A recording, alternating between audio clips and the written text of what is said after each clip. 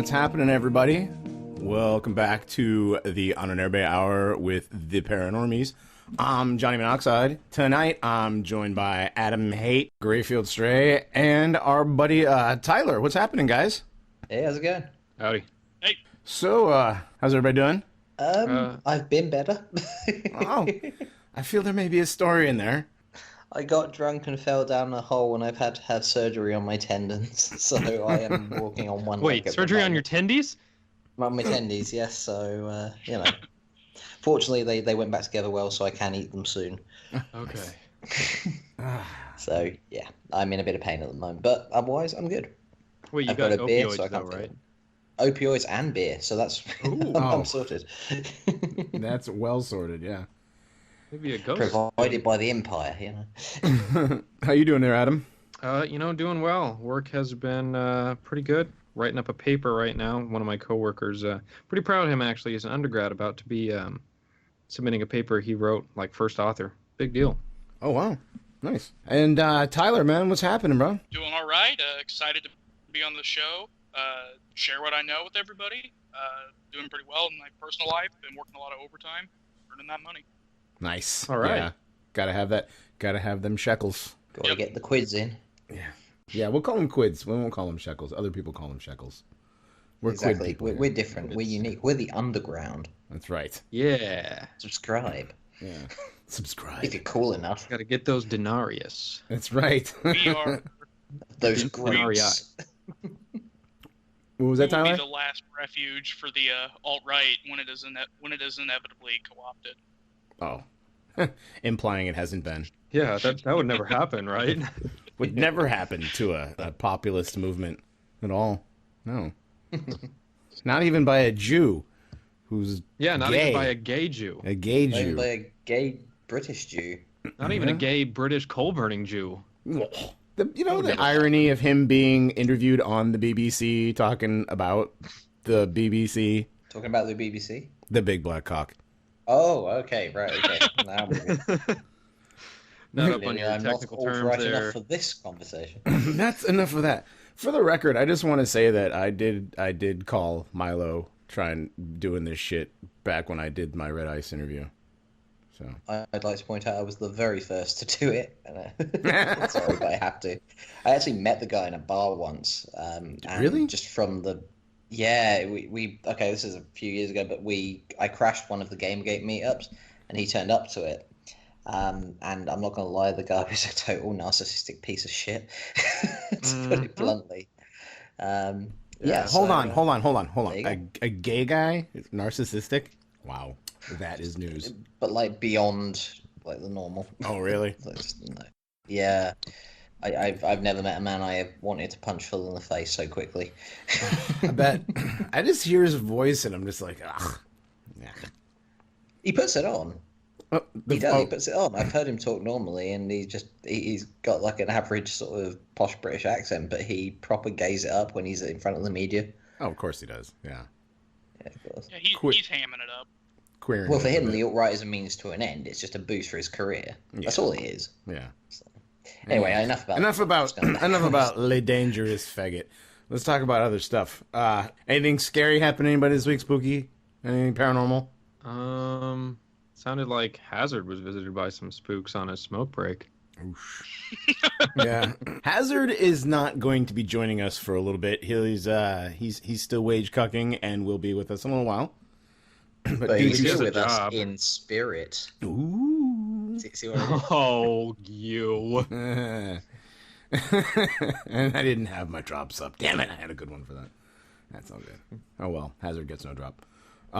So today, we're going to talk about, I don't want to call them kooky, but kooky religions. How about that? American religions, in fact. Over here, we biscuit religions. Really? I did not know that. I thought everything America was burger. No? No, none of that. Oh, okay. So we're going to be talking about biscuit religions, American, what some people might call cultish religions.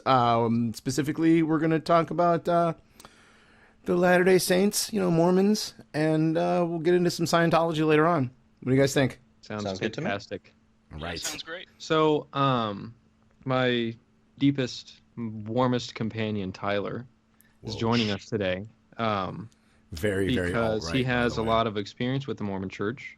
He's done a lot of research into their background history, the life of Joseph Smith, the life of Brigham Young, various other peoples, the kind of history that they've had, the changes that have been made in their doctrine, and that sort of thing. He's a very knowledgeable guy. And in fact, correct me if I'm wrong, but you were a Mormon yourself at one point, weren't you?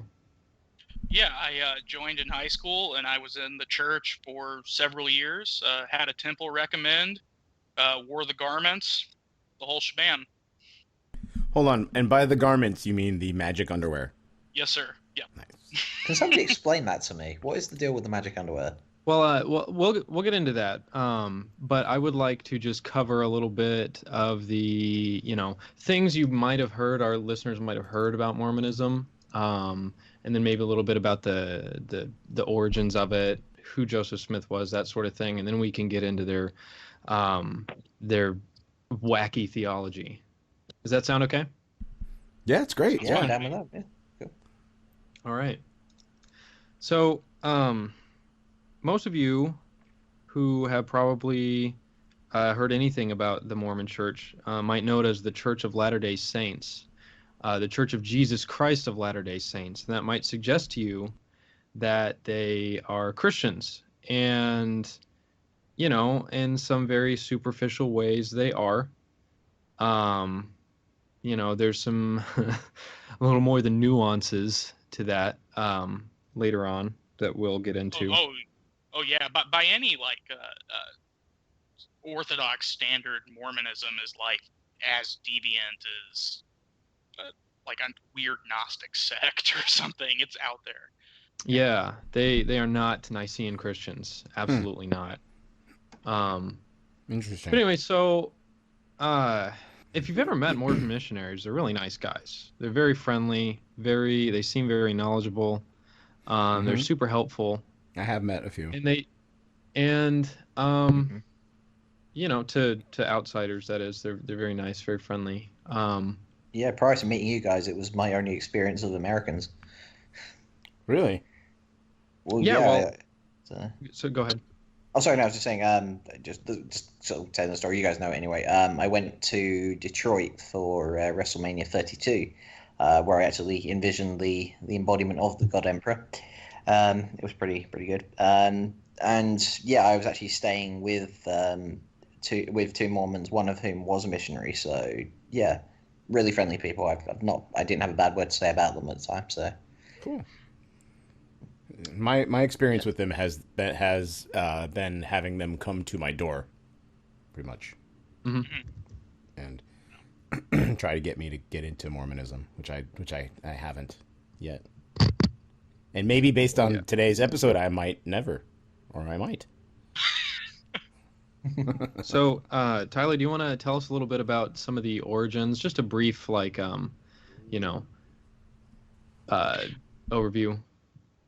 Well, sure.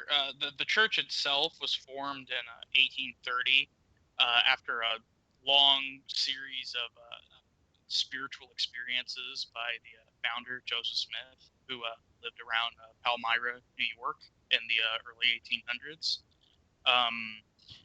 The church's origins lie mostly in the translation of the Book of Mormon, which is another volume of scripture that the Latter-day Saints believe in addition to the Bible and a number of other books and revelations.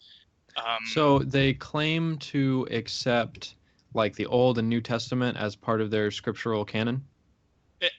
That with the caveat insofar as it's translated correctly, and that eventually is kind of twisted into as interpreted by Joseph Smith and his followers. So. Okay. Interesting. Is it true that if you ever talk to a Mormon, they'll use this analogy. They'll say the Bible's fine, we like the Bible, but you can spin the Bible any direction you want it and make it say anything you want. So you need the Book of Mormon and you need Joseph Smith and you need all this other stuff to put a nail through the Bible and make it stay in one spot and say one thing. that's how they sort of explain it. So it's essentially an index version then.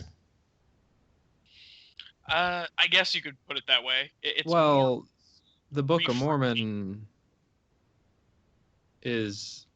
I'm sorry, I interrupted you, Tyler. Go ahead. It's more of the Book of Mormon, actually in its content addresses a lot of the infighting Christians have had about various issues, like how should a church be structured, how should infants be baptized, should infants be baptized, things like that, and it's set against this weird backdrop about ancient Jews getting on boats and sailing to North America and Jesus coming to visit them after his resurrection. They ancient Jews coming to America. Yeah, that's the whole story. Before the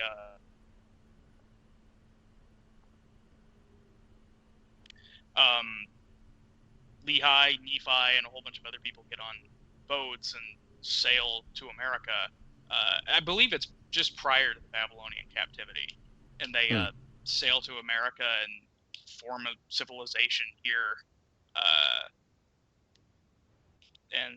Yeah, that's the Mormon explanation for the origin of the Indians. Now, Mormons today will tell you that they accept the idea of the natives having crossed Bering Strait and come down into here, and they'll say now that these people of the Book of Mormons are among the ancestors of the modern Indians. But initially, the church taught that all of the pre-Columbian inhabitants of North and South America were descendants of this family that came from Israel, Palestine, to the New World.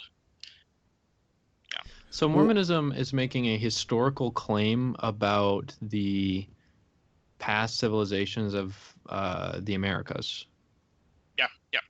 Okay. And there was a lot of speculation at the time that Joseph Smith wrote the Book of Mormon. People would come over here and see these elaborate burial mounds and sit there and say, well, these Indians, they can't do this. They don't do anything like this now. It must have been white. There must have been some sort of whites here before we came here. And a lot of people jump to the idea that, well, maybe this is the missing tribes of Israel or something like that. And then there are other theories too. Maybe the Celts came to the New World. The Nordics is one that's quite popular. Yeah.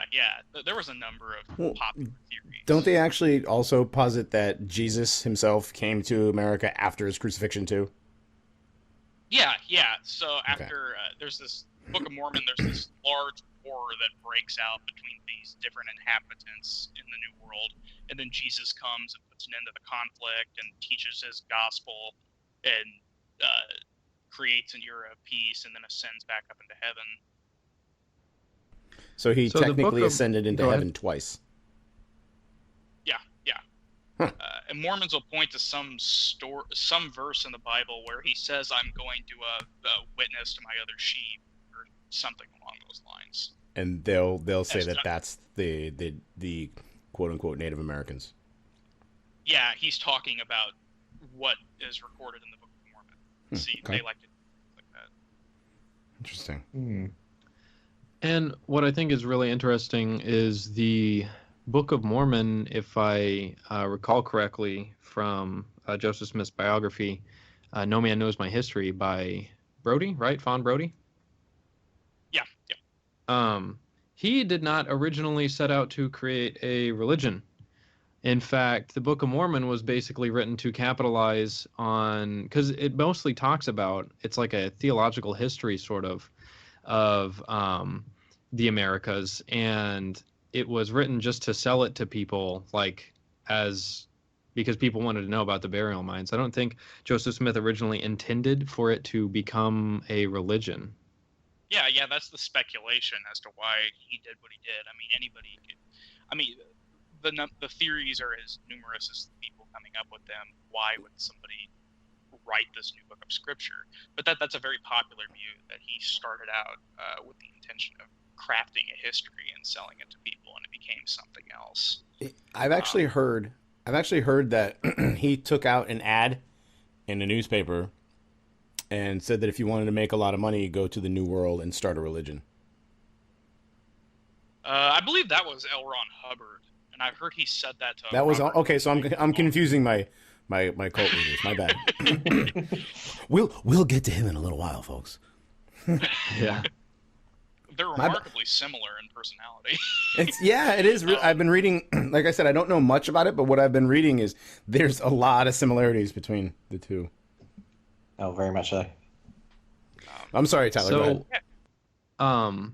So you said the Church of Mormon, the Church of Jesus Christ of Latter-day Saints, was started in 1830, right? Yeah. After Joseph Smith had a series of spiritual experiences. And I just want to point out to the listener just how young of a religion that is. Like, it's younger than the United States. Oh, yeah. Joseph Smith wasn't even in his 40s when he started, and he was a very young man. He created the religion. And he had gained a bit of a following. He was known already for engaging in various spiritual endeavors in the community, some involvement in folk magic, things of that nature. So now, he already had a. He was a teenager, wasn't he, when he started this? Church. What did you say? He was a teenager when he started this? I think he was in his early 20s. I don't think he was a teenager. Okay. But he claims. Yeah, sorry. Go ahead. He claimed to have had these experiences since he was a child. Okay. And that's what it is. Yeah.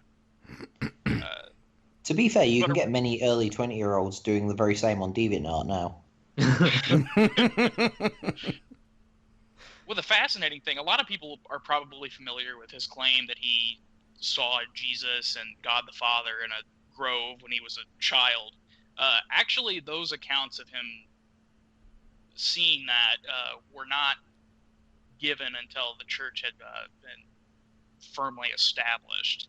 That was kind of an after-the-fact thing. Originally, he was popular because he wrote the Book of Mormon. Okay? And then later, he's sort of like, oh, before that, I talked to God and Jesus, too. So, yeah. Oh, yeah, by the way. Yeah, the most important part. Well, later, I couldn't tell you for reasons. Yeah, I mean, well, what do you want to know about well, Joseph Smith was, I mean, his profession, he wasn't like a farmer. He didn't really like doing farm work. He had a different way of making money. Do you want to talk a little bit about the kinds of things he would do for... Yeah. I kind of have in my head almost like this Tom Sawyer, Huck Finn prankster figure when I read about him as a young man. He was very kind of lazy and affable and jovial, very earthy person. And he made a lot of his money. Like I said, he had been involved in various spiritual endeavors. By that, I don't mean anything uplifting and profound. Kind of the equivalent of a psychic today is what he was popular doing. He would glass look, which is basically gazing at crystals or other objects to see into the spirit world to get answers. And he would do that for people in the hopes of locating treasure for them. So he did things like that, and he was known as a bit of a con man because of that. And his father had engaged in other behaviors. So the Smiths were known kind of as hucksters in their community. And that's how he made his money early on. I mean, he did other things too. The family obviously had to make their money, have a steady stream of money coming in. They can't rely totally on these kind of things, but that was definitely a significant part of his early life. In fact, he was actually tried and convicted of money digging in, I think, 1826. I don't know. I'm not sure about the year, but he was, yeah. Yeah. Money digging? He was arrested and actually charged with, like money digging and what exactly disturbing the is peace money and digging? some other stuff. Yeah, and it's interesting. His early reputation in that way is interesting because in the eyes of some people, he is utterly discredited. In the eyes of other people, he is a person with a history of experience with these sort of things. Although he would deny them vehemently later, it gained him credibility with a certain type of person early on. We're like, well, this is Joseph Smith. He knows about these spiritual things. He's been involved in it since he was a kid. We should listen to him. What's the definition of money digging, though? It's sort of it's hard to explain. There was a lot of stories in the 1800s in upper state New York about like just the Spaniards burying gold and there being missing pirate gold all throughout North America, things like that. And people would claim the ability to talk with spirits and be able to go look for, be able to locate this treasure and stuff like that. And also that seems to be Cortez's legacy, actually, with the South Americas. Essentially, everywhere he went, he just left behind random heaps of gold. Well, yeah. He just buries shit and leave it for wrong. later. Wasn't that the whole point of like El Dorado and stuff too? It was just buried gold. Yeah. There is like there's a long obsession in the West with locating gold, the fountain and stuff like that. We can get into that at some other time, but there was kind of a gold fever going on at this time. This was during like the prime gold rush in the United States, correct? I'm not sure if it overlaps with that, but okay. There was just a lot of the 1840s, yeah. So yeah. Oh, he was murdered in 44. Oh. Yeah, this was murdered. This was before that. Murdered. We're talking about his early life. This okay. My bad. So now this is all really awesome stuff, but this is the Paranormies, so we need to get into the spoopy part of Mormonism. Okay. All right. Yeah. Right. So as I was mentioning earlier, they describe themselves as Christians. Mm-hmm. Sorry, Johnny. I interrupt. What? I was gonna say, well, no. If we're gonna do this, we're gonna turn the lights down and get all spoopy and light a candle and get into the dark part. Oh yeah. Put on your magic underwear, everyone. How many buttons are on the magic underwear? There are no buttons. It's kind of like just basically an undershirt with an extended neck and then kind of knee-length shorts with Masonic symbols. They're all Masonic symbols. Hold on a second. So you're saying there's ties to Masonry with Mormonism? Oh yeah, from the very beginning, Mormonism would not exist without Masonry. I do have to say this sounds more like magic long johns than magic underwear to me. Well, I mean, they used to actually be the length of long johns, but the church has shortened them and made them more comfortable throughout time. So you can wear them in the summer. Yeah. Let's do that. Let's get into the Masonic aspects of this. So you said it wouldn't exist without Masonry. Oh no, because Masonry was just a very rich thing for Joseph Smith to pull from in creating this religion. I mean, the whole origin story of the Book of Mormon, of him going out into the woods and having to go year after year and appease this spirit until he could retrieve this golden Bible, is based on the Masonic legend of Enoch. Enoch famously wrote the hidden name of God on this golden plate that was shaped like a triangle and buried it in an underground temple. And King Solomon had to go there year after year until he could retrieve that and learn the secret for himself. Are you telling me that Joseph Smith found the Triforce? No. I'm just holy shit! Right, even before you said that, Gray, in my head, I had the Zelda theme going. I know, right? Same. Oh my god! I'm not even kidding. Magic. Joseph Smith was obviously pulling from Masonic motifs when he was telling people the story of how he came upon the Book of Mormon. And his brother was a high-ranking Mason at this point, and his father was a Freemason. He came from a very old Masonic family. And Oh, there's and a sorry to section- interrupt, but I just want to clarify. I don't think we went over it earlier. The Book of Mormon, like, he didn't, according to him, he didn't write it. He translated it from a set of golden plates that were buried by this dude named Moroni after the Nephites were about to be genocided by the Lehites. Yeah, the Nephites and the Lamanites had a large battle, and then Moroni buried them in the Hill Cumorah, which happened to be near Joseph Smith's home. So some moron wrote this shit down and he translated it. Yeah, Yeah. magically using a seer what he- stone that he put into a hat, and then he stuck his face in the hat. And the whole time, the golden plates were hidden in a box because no one else was allowed to see them. Right, yeah. You know, if you And, take the second M out of Mormon, you get moron. Well, Yeah. Just I was Well, going to the say, from what you're telling me, it sounds like it's, if you consider it a translation, essentially what you're saying here is that the Book of Mormon is essentially a Bible fanfic. Yeah, in a lot of ways it is. Yeah, the funniest thing about that story is the Mormon Church now really tries to distance themselves from that translation method. Obviously, if you go look in Mormon publications, it's just Joseph Smith looking at the golden plates and translating them. Initially, to lend himself more credibility, Joseph Smith claimed to have dug up golden spectacles attached to a breastplate that he wore, and that's how he was able to translate it to English. And he told that instead of the story about him looking at his magic stones in a hat.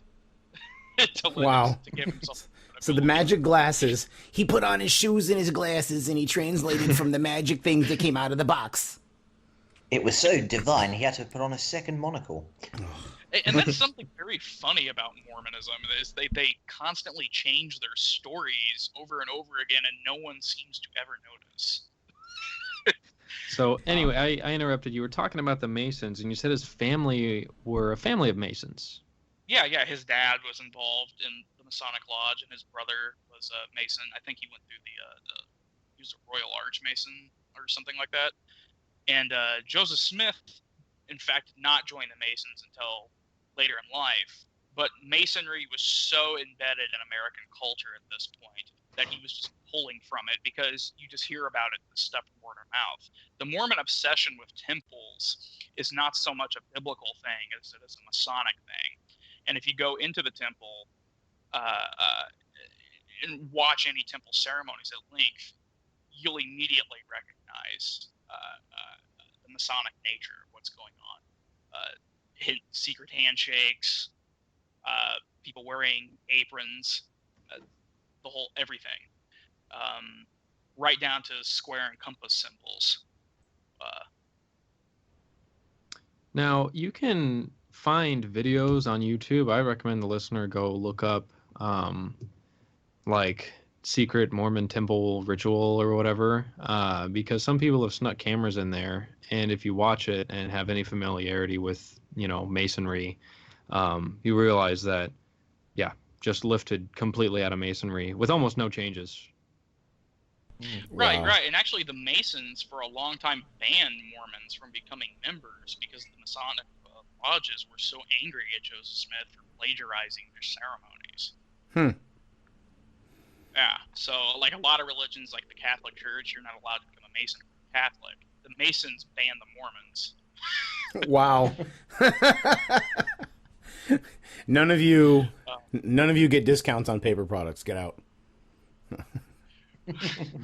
That's always the joke around my friends that are Masons. It's just a bunch of guys that are getting together, giving each other discounts on shit they work with. So like Jews. Well, strangely enough, yes. Except nobody's named Shmuley.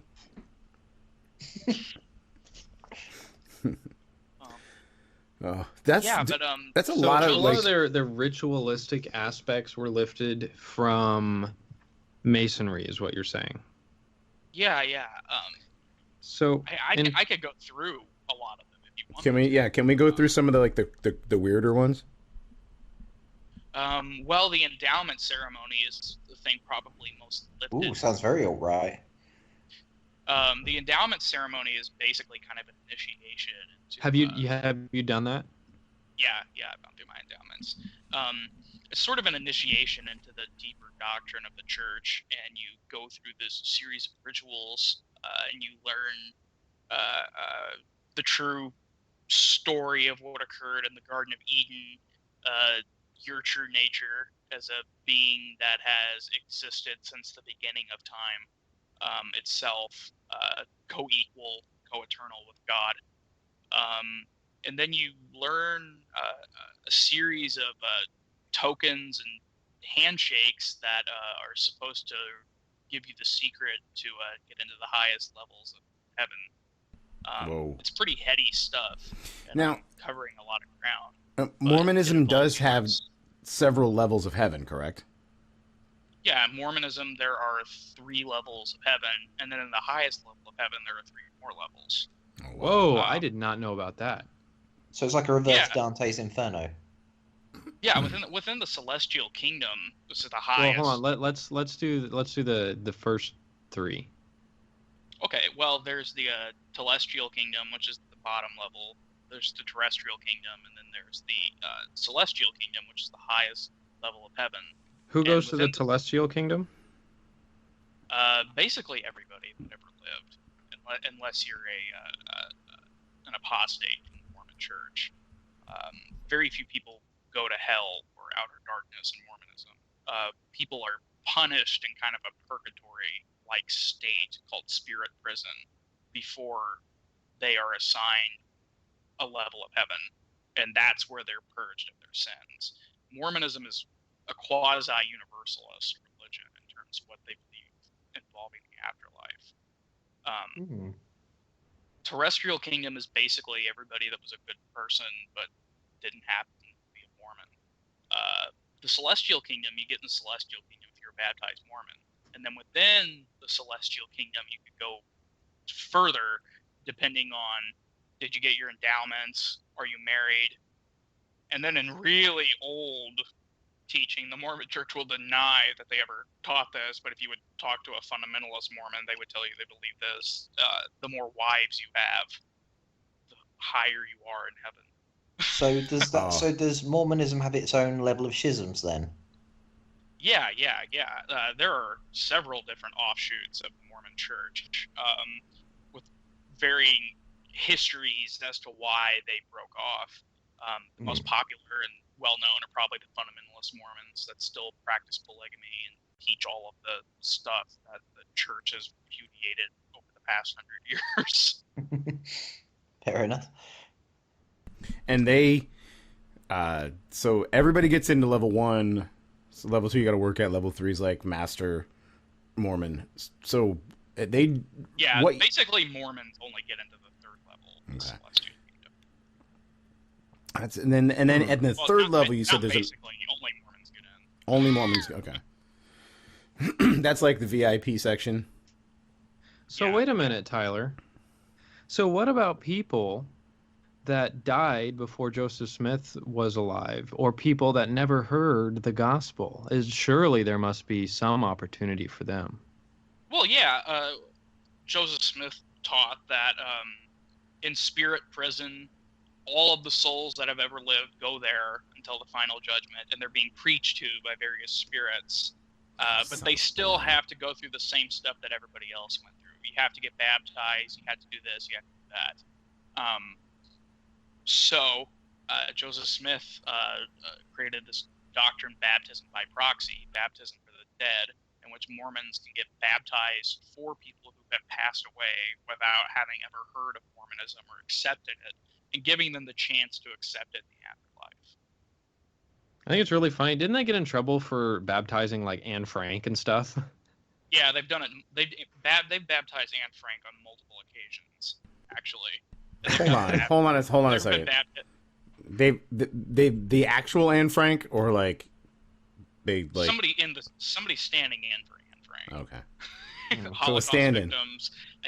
People have been baptized for Hitler, Genghis Khan. Oh my God. John Wayne Gacy. You name it. That's awesome. But have they baptized Jeffrey Dahmer?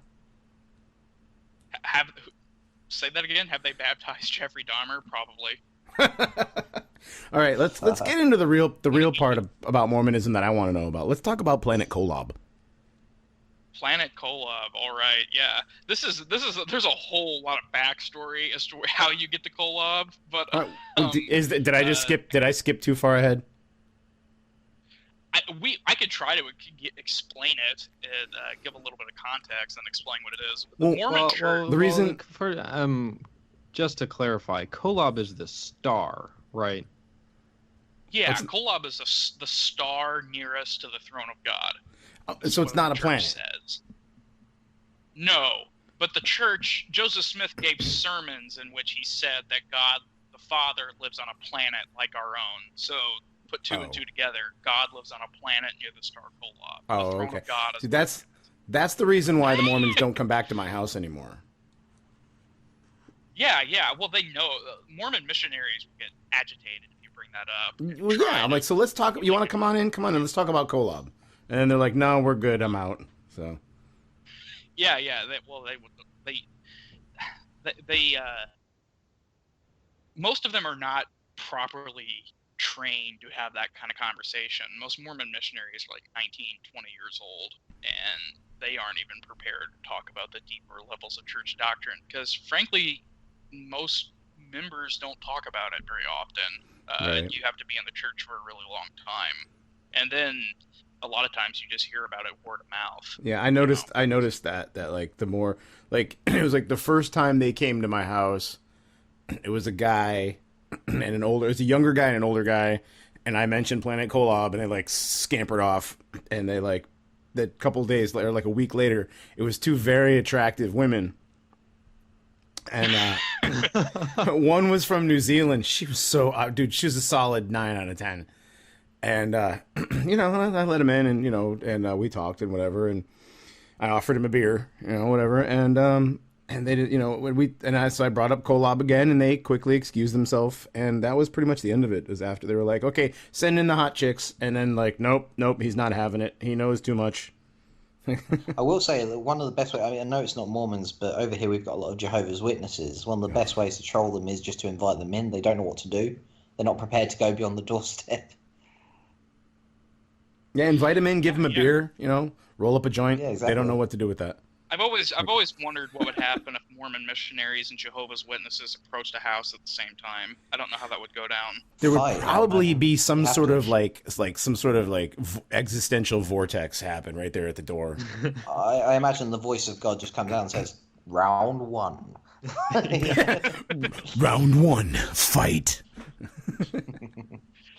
And the Mormons would win because they ride bicycles and are in good shape. Yeah.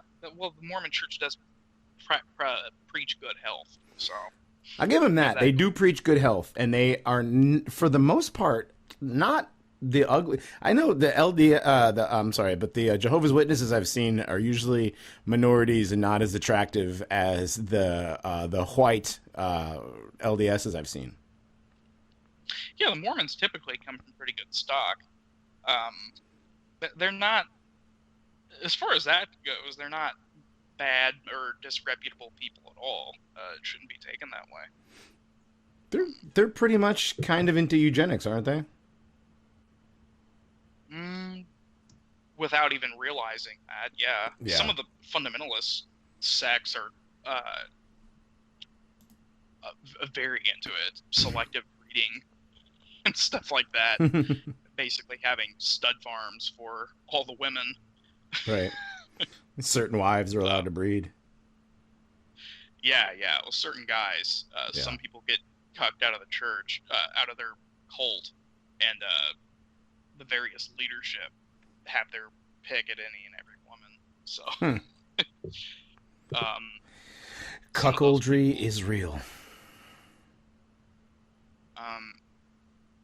Yeah, where were we at? Kolob. We were talking about a little bit of the background of Kolob, yeah. The background of Kolob. Okay. Well, the reason God lives on another planet is a whole story. The Mormons believe that human beings, gods plural. Mormons are polytheistic, whether they want to admit it or not. Whoa! They are? Yeah. If you look into it, the Book of Abraham, which is in the Pearl of Great Price, which is a Mormon scripture, Joseph Smith refers to the creators of the world as gods in the plural. The Mormon Church teaches that the Holy Spirit, Jesus, and God the Father are three separate beings within the Godhead, and they're worshipped as distinct entities. And the Mormon Church also says that God the Father had a father, and there was a father before that, and a father before that. And the Mormon Church also teaches that all human beings are gods in embryo. Human beings can become gods themselves because there is no division between the God of the universe and the human beings he rules over. And if you want to read for the listener, if you want to read some like LDS, like Church of Jesus Christ of Latter-day Saints, some Mormon sources on this that are very easy to read, very clear, very explicit. Look up the King Follett sermon.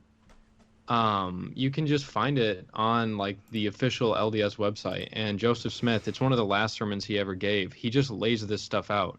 Like it's not some esoteric thing you have to understand like metaphors. No, he just says it explicitly. Yeah, God is a man that lives on a world like our own. That's what the Mormon Church teaches, and he had to become God. Okay, and Right. human beings are in a process of becoming gods themselves. Whoa. Yeah, that's the purpose of doing all the, obeying the commandments, reading the scripture, having the wives, doing the word of wisdom, all this stuff is all the point of it is to become a god yourself. And that's why I keep emphasizing the fact that they call themselves Christians, but they are not really concerned with salvation by the sacrifice by the blood of Christ. Oh yeah, Jesus dying on the cross, the atonement is basically to blot out the sin of any Mormon who repents. And then at that point, the Mormon can strive for perfection and become a god. So Jesus is sort of... He's a catalyst. They will claim he's central to the faith, but he's actually just sort of this guy that comes and dies and then goes and does his thing. And then you go become a god yourself, just like Jesus. Well, as you explain it, essentially so all humans are essentially larval gods, as it were. Mhm. And so Jesus, through that explanation, would be effectively a catalyst. He'd be the purification. Yeah, he's just a dude. In fact, he is one of the sons of Elohim, which is one of the names that they call him. Brigham Young actually taught that Adam in the Adam and Eve story was God. That's another thing. But Jesus and Lucifer were both sons of Elohim. They were brothers, sons of Elohim, and his... Every spirit in existence was. Every soul that has ever lived or ever lived was a... So to use a dirty phrase, Mormonism to an extent is a patriarchal religion. It basically believes in the value of the father, essentially. Yeah. Oh yeah. Okay. The God the Father rules over all the universe in Mormonism. Whoever is God the Father at the time, and he has a wives, as the church taught at one point. And the Mormons do believe there is a goddess mother in heaven. They don't pray to her, acknowledge her, but as well they shouldn't. She's just a woman. Yeah, she's basically just an incubator. Yeah. She's in the kitchen making cookies and shit, right? Spirit cookies. Well, Spirit biscuits. cookies. Well, you can't run a universe as a woman. You got laundry to do, you know. Swastidoodles. Well, God the Father and his wife create spirit babies that come to Earth and become physical babies. Why do babies cry? There's some weird folklore in the church. A lot of them Mormons don't hear this anymore, but back in like the late 1800s, early 1900s, people would say that babies cried because fully grown spirits in heaven had to be compressed into tiny little babies upon Earth. That's kind of but specifically for the creation of the earth, right? So Elohim or whatever is God the Father of Earth, and he apparently called together a council of his various sons. Jesus and Lucifer were there at the council, and they were all going to decide how the spirit children were going to be given bodies and whether or not, they would all be able to ascend. And Lucifer was like, dude, I guarantee you I can get every single spirit child to join you and become a god like you. And Jesus... Believe me. What? I just pictured Donald Trump in the way Yeah, you were believe speaking. me. Believe me. That's why Mormons Gonna don't make like Earth Donald great Trump. again. What, Mormons but don't Jesus like was Donald Trump? Actually, no. I'll give them free. Well, let's give them free will, and then I can go and be a sacrifice and all that stuff.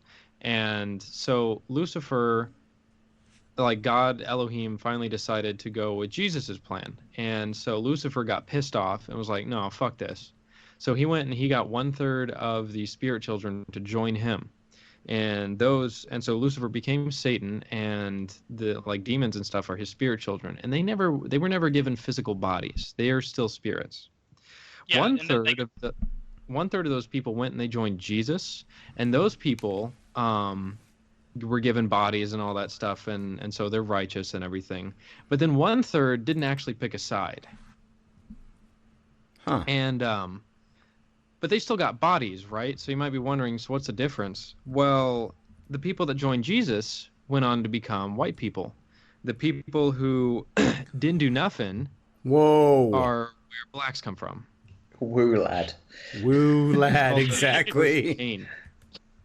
Yeah, well, the church did teach things along those lines. Different church leaders made statements backing it up. The church now would deny that they ever taught that, or anybody in the church ever taught that, but they did. You can dig into the sources for yourself. I think Bruce McConkie has a couple of books in which he says as much. I think there's one called Mormon Doctrine that gets into what you're talking about right now. That's talking about the pre-existence, and Mormonism, as I said, has this idea that every human being is eternal, has always existed as a spirit, and then God organized them into a spirit body with the help of his goddess wife. Now, there is some talk about is it sex that they have in heaven that creates the process. Some church leaders have said as much, yeah. That God actually has sex with his actual wife, and that's where everything comes Well, he from. would have to. He would have to, because otherwise you'd end up with a finite amount of humans. Yeah, and that's how you come. That's how these spirits that have always existed become spirit bodies, and then later become humans. Everything Mormonism has an interesting cosmology, in that nothing in the universe was ever created. Matter, spirit, intelligence, everything has always existed. So God isn't even a creator in Mormonism. There is no creator in Mormonism. Yeah, he's more of a demiurge. Yeah, there are just various entities that somehow... There was an entity at some point that somehow became a god, and then and then there have been offspring of these species called God ever since, ruling the universe. So, right. So, is there? sorry, I have to ask. So, if everything's always been here, does that mean that Mormonism has no origin theory at all? No, not really. There is no origin in Mormonism because everything is eternal, and spirit and matter are not even different categories. They exist on a spectrum. Spirit is matter. All right. Matter is spirit. Spectrum, huh? Sounds like I know a lot of people that are on a spectrum. a lot of people are on a spectrum. Yeah. It sounds like you I kind of have recently to. played, There's a Jet lot Set of. Willy on the spectrum, but there you go. I'm sorry, Gray. What did you say? I said I recently played a video game on the spectrum, but it's a that's a whole different thing. It sounds like there's a lot of British having humor to push the "I believe" button with Mormonism. Yeah, the theology is just fascinating. How much stuff, because Joseph Smith was an extremely imaginative man, and he was a voracious reader. I mean, well, he was illiterate for a while, but he did eventually become much more literate, and he started studying, Masonry. And one of his apostles, I believe, was a Jewish rabbi at one point, and that's where he learned a lot of Kabbalistic stuff that he... Not an apostle, his dentist. His, Oh, okay. Hold on a second. No, Hold on a no, second. no. Back up. Do you say his fucking dentist? Yeah, taught him Kabbalah. yeah, Wow. the Hebrew and capitalistic ideas. Yeah. So we're gonna talk about the Kabbalah while we're checking your teeth. Well, the thing is, the teeth are the windows to the soul. I mean, if you look at Anglos, we have quite nasty teeth, so you can see our inner evil. And some of them have none, and therefore have no soul. Exactly. Wow.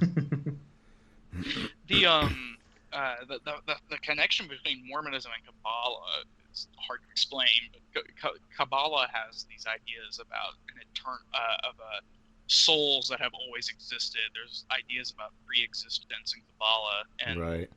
spirit became matter over a series of emanations and stuff like that. Right. So We are you now can kinda actually see- now you're jumping ahead, Tyler, because we are for the guys that are listening, the girls to goys, whoever people are listening to our show, whatever pronoun you prefer. We have gotten requests for Kabbalism and Jewish esoteric magical religion stuff. So we will be getting into that, and that's why we're just touching on it and leaving, because we have an entire episode planned for that. I'm gonna have to talk to my JIDF handler about what kind of things I'm allowed to say. Well, before we it's do that all one. right, because I've already talked to my JIDF handler, and he outranks your JIDF handler. And Yeah, but I'm with the reptilians, so I outrank both of you. oh fuck, I forgot about the reptilian. I'm just contingency. relieved I don't have to dig into it at this point, because Kabbalah is like it's a nightmare to comprehend. Oh, for fuck's sake! Yeah, no, Kabbalah. I mean, first of all, Madonna believes in it. Okay, you got Madonna, Britney Spears. How difficult can it be if she believes in Well, it? there's that. You know, It's like a modern version of it, though. I know, And it's I know, like I know. they We're turned into Scientology. Tyler's getting offended. He's, don't bring Madonna into this real bullshit. To be fair, she does look like a wraith. So Recently, she does. God. So, if you want to touch, so we talked about the theology a little bit, and there's a lot of really crazy spiritual weird stuff. But one thing I want to mention about some of the doctrines that they had, where there's a lot of stuff that there's a good book online. You can just Google The Changing World of Mormonism, and it's a book that details the ways that Mormonism has changed over the years. And it's really fascinating to see how some of the doctrines they taught at one point, there's just a lot of like weird, almost fun fact, like little things, like Joseph Smith taught that there were people living on the moon. They were all 6 feet tall, and they dressed like Quakers. right, why is Now- it whenever I say that to people, I get arrested?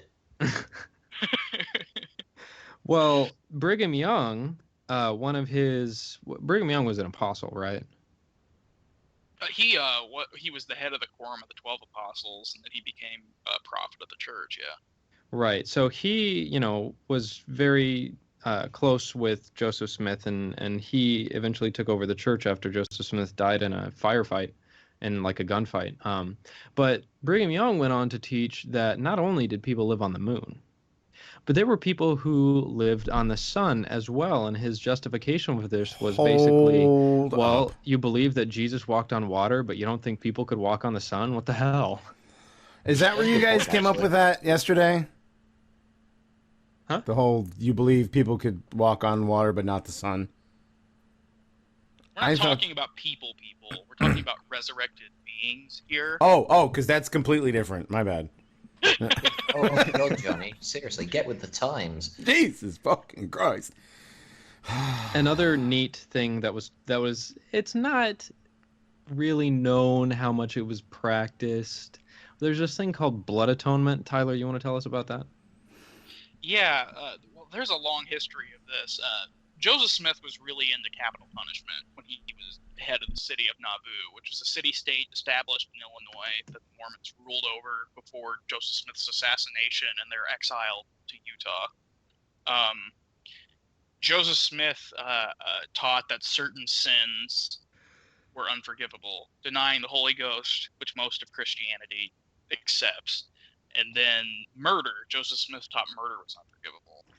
and he also taught. He was also this really. He was a pretty flamboyant guy and a dramatic guy.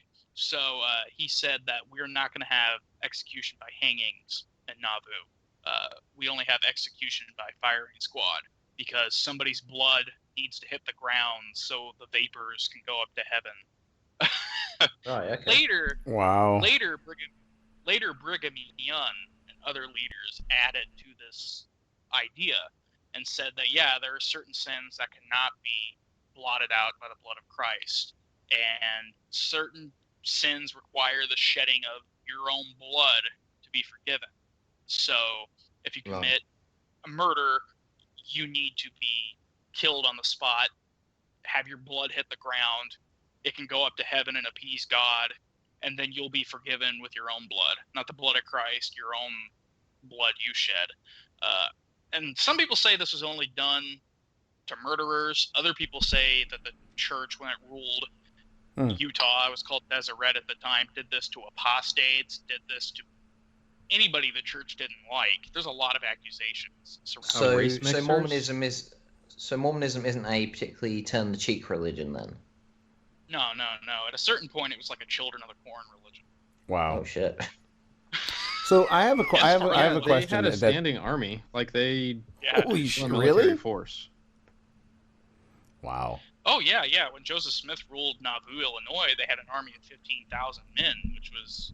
I don't think it was the largest standing army in the United States, but it was up there. The government was pretty terrified. Hey, wow.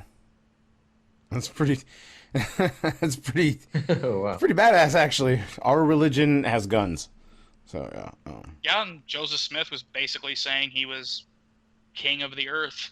So they were big prop. They were big. They were ran big for president at one point. Did he really? To be fair, it's not that out far fetched. I mean, if you look at Catholicism and you look at the Holy Roman Empire, you know, the idea of a militant religion is not that far beyond. I mean, yeah, that's fair. I mean, a lot of religions went around killing people. So yeah. But yeah, Islam doesn't. Well, at least now. by the time of the Holy Roman Empire, there's some legitimacy behind this group. This is just like a guy who started a religion within the span of a couple of decades, declaring himself king of the world and starting. and then people wonder why they were persecuted so heavily. Right. So hey, what's the Mormons? What is the Latter-day Saints' opinion on those of the say darker skinned? Well, the history of the Mormon Church with blacks is a pretty complicated history. Joseph Smith himself, although he would never abide by anything like race mixing or something like that, was fairly tolerant himself. Some runaway slaves joined the church in Missouri when he was in charge. But right around the Nauvoo period, and then when Brigham Young took over the church, this curse of Cain doctrine came in, and it was taught that blacks are descendants of Ham, who had the curse of Cain, which they taught was flat nose and dark skin, and that's why they look the way they look. It's a curse from God. And right. Can you go into a bit more detail? Who are Cain? Who are Ham? I'm curious. Cain was the son of Adam and Eve, who killed Abel, and then God cursed him. And Ham was one of Noah's sons, and I believe he was his offspring were descendants of Cain. I forgot how the bloodlines go that connect him to Cain, to be perfectly honest with you, because this isn't a doctrine that was taught in the Mormon Church when I attended. It hasn't been taught for a long time. Okay. So it's not something I'm familiar with other than cursory reading. But they were not eligible for the priesthoods, which we didn't even touch on. Yeah, what's fascinating is Joseph Smith actually did give the priesthood to a black Mormon. There were very few of them, but he gave it to them. And then Brigham Young rescinded that and got rid of the priesthood for blacks. And there was Could you explain what the priesthood is? Every male Mormon in the church has the priesthood. Priesthood is a very different concept in Mormonism than it is in mainstream Christianity. In mainstream Christianity, a priest is basically a minister, and he has the right to act in God's name, do certain things, but he doesn't have like special powers because of it. In Mormonism, priesthood is a faculty you're given usually at the age of 12.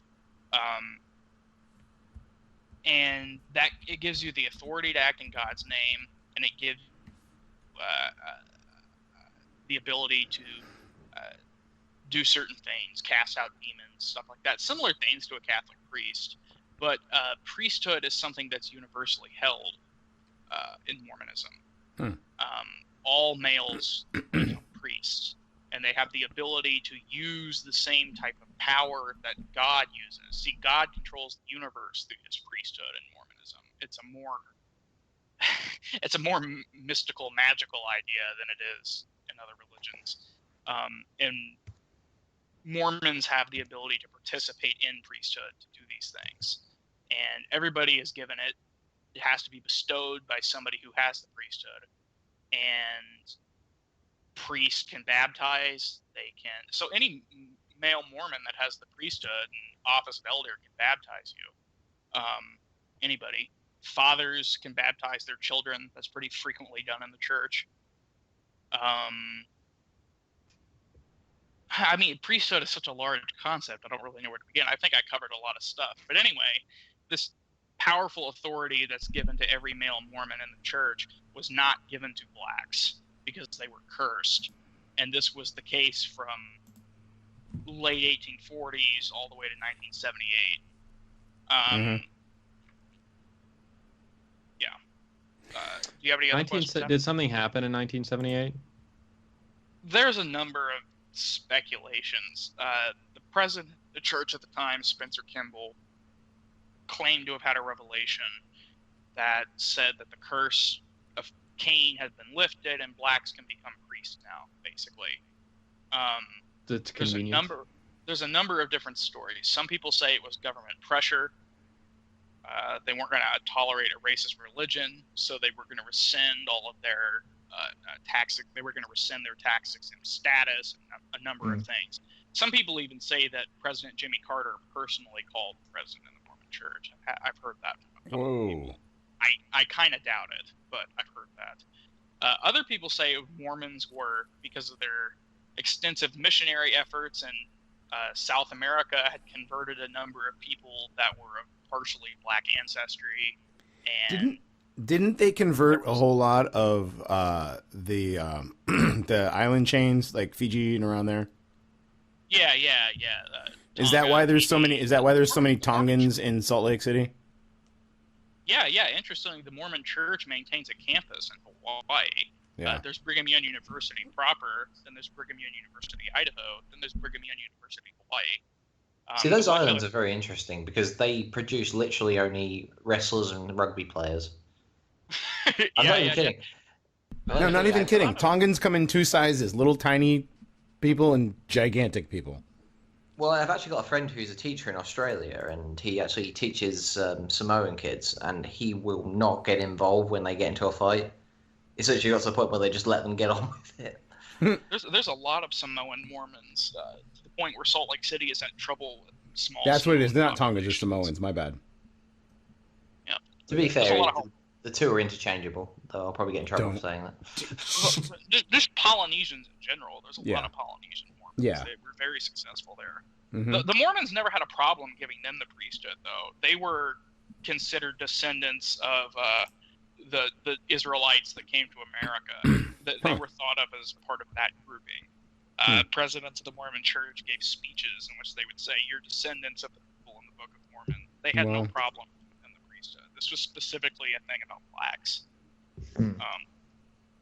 So it was just blacks, but if the blacks were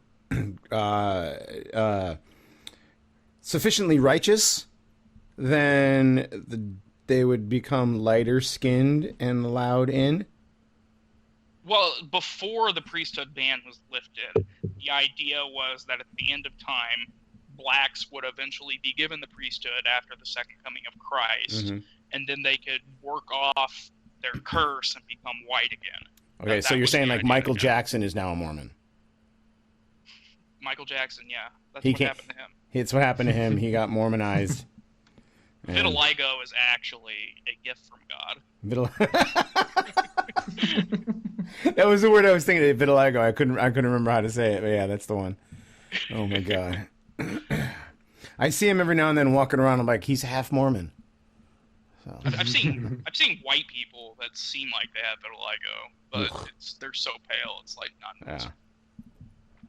Speaking of that, I saw a guy walking down the street. This is totally kind of on what we just said, but off topic.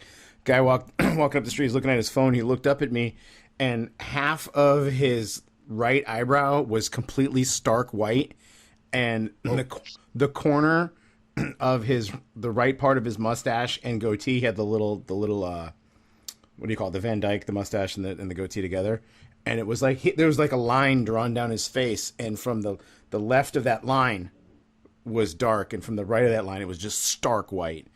It's kind of spooked me a little bit today. Spiritual battle raging in that man. Right on his face. he had a battle raging all over his face. Wow, there's a whole lot of really interesting shit. Now I want to read about this a lot more. I feel like the prep that I did for the show, because we do show prep on this show. We actually do. We do. No, not even joking. I actually read stuff, and but I actually want to read more about it because it's interesting to me. Just first of all, the ties into Freemasonry, because I'm really into all that kind of stuff. But how it is basically, you said it was basically like lifted straight out of Freemasonry. A lot of the motifs. Now I can't think of anything explicitly doctrinal. Although there's an esoteric side to Freemasonry that's very much so. I guess kind of hotly contested, because I've read a few different books to talk about what Masons believe. I've read sort of overviews of like Albert Pike and shit like that. And some Masons I've talked to will tell me like that's all of that is Albert Pike's opinion. That's his interpretation of all of this. And I've also read that they're told to say that that's Albert Pike's opinion. You know what I mean? That too. Yeah. So I'm not sure how much of what I read about Masonic doctrine. Not sure who's Jewing who. Yeah. But I've read books by Manly P. Hall, and I could say a lot of the weird stuff that they say Masons believe is kind of similar to the stuff in Mormonism. Are you knowledgeable on the Mason topic too, Tyler? I could come on for it. I'm not, because we're probably gonna have Masonius Rufus back on for our Mason episode. More like Masonius Rufus. Masonius Rufus, yeah. And no, I'd love to have you back on for that, dude. That'd be great. More like Masonius Roofer, because you need to build the roof on. Okay, no. I tried. I got really into Mormonism and Rosicrucianism. Some of the Rosicrucianism is another one, man. I like Rosicrucianism. That's when I was coming out of Mormonism to try to make sense of all this weird stuff I had just been taught. I was like, all right, I'll go right to the source where he was pulling from, read about it, and I still have an interest in it. Would you like to talk about how you left the church? I just think it's interesting to hear stories like that. If you don't want to talk, it's fine, but. Well, I mean, because you said you were in it for years. Don't put him on the spot right on the show, Adam. Jesus Christ, man. I mean, I guess it's no one in my family was Mormon. I was raised in a Methodist home. Ooh.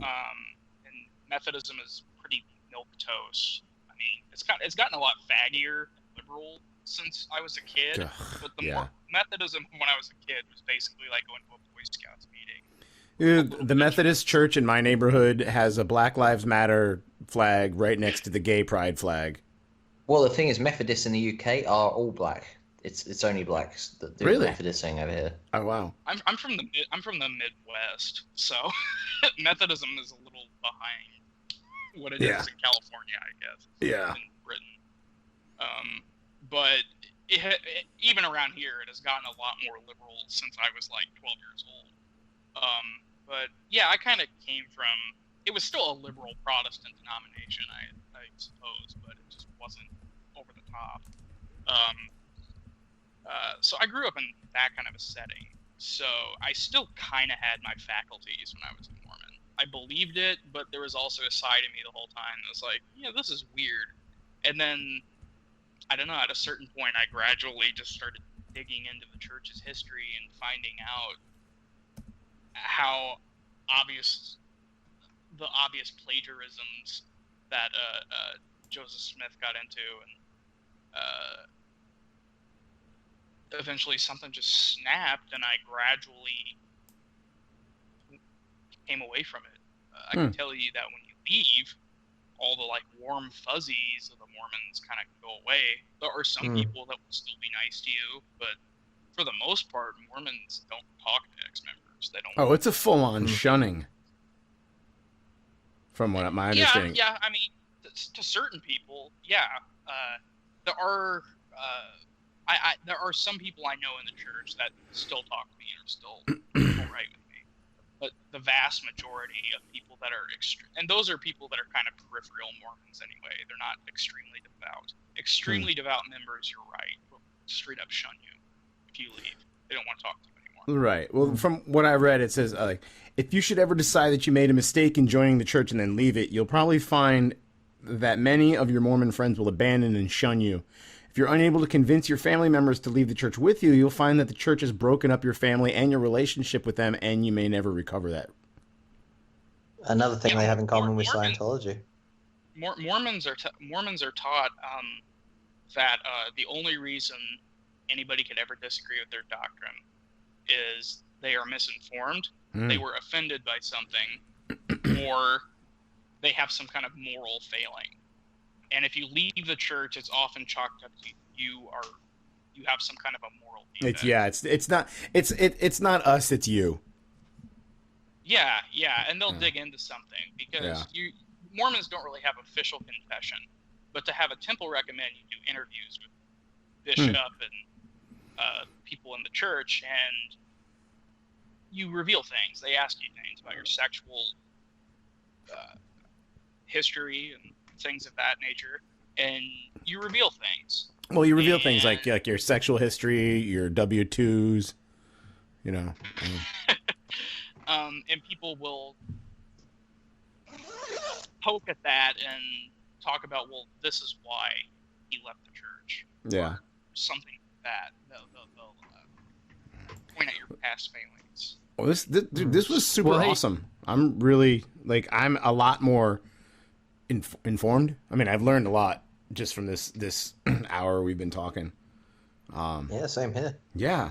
Oh, yeah. And if you guys want to know more, I wrote down some books that are pretty good. If you just want to get into the weird theology, the best books I've read are The Gospel Through the Ages by Milton R. Hunter, Gospel Trilogy by W. Cleon Skousen, and then there's this website, ogdenkraut.com, OGDENKRAUT.com, and he's a fundamentalist writer, so it's going to be the Mormonism as taught by Brigham Young. Okay, cool. Books. Yeah. And if you want to get into, go on. Oh, I was just going to say, if you want to learn about Joseph Smith, the character of him, absolutely fascinating man. Fawn Brody wrote a book called No Man Knows My History. It's a biography of Joseph Smith. It's extremely well written, extremely readable. Absolutely, I mean, it's just amazing to learn about him. And if you like the Freemasonry, occultic stuff, read this book, The Refiner's Fire by John L. Brooke. Yep, those are my book recommendations for Mormonism. Awesome. Well, I appreciate that because obviously Mormonism, although I do believe it has a presence in the UK, it's very alien to me. So I appreciate that. That's very, very kind of you. Well, we're gonna, Tyler, thanks, man. I appreciate you coming on and sharing your vast wealth of knowledge on the subject. It was very cool of you. We're gonna go ahead and take our break and play a little song. We have another number from the Greyfield Stray.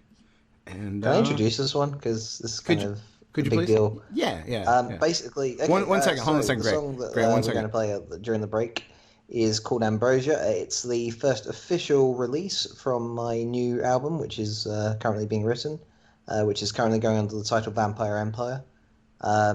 Hope you enjoy it. Thank you.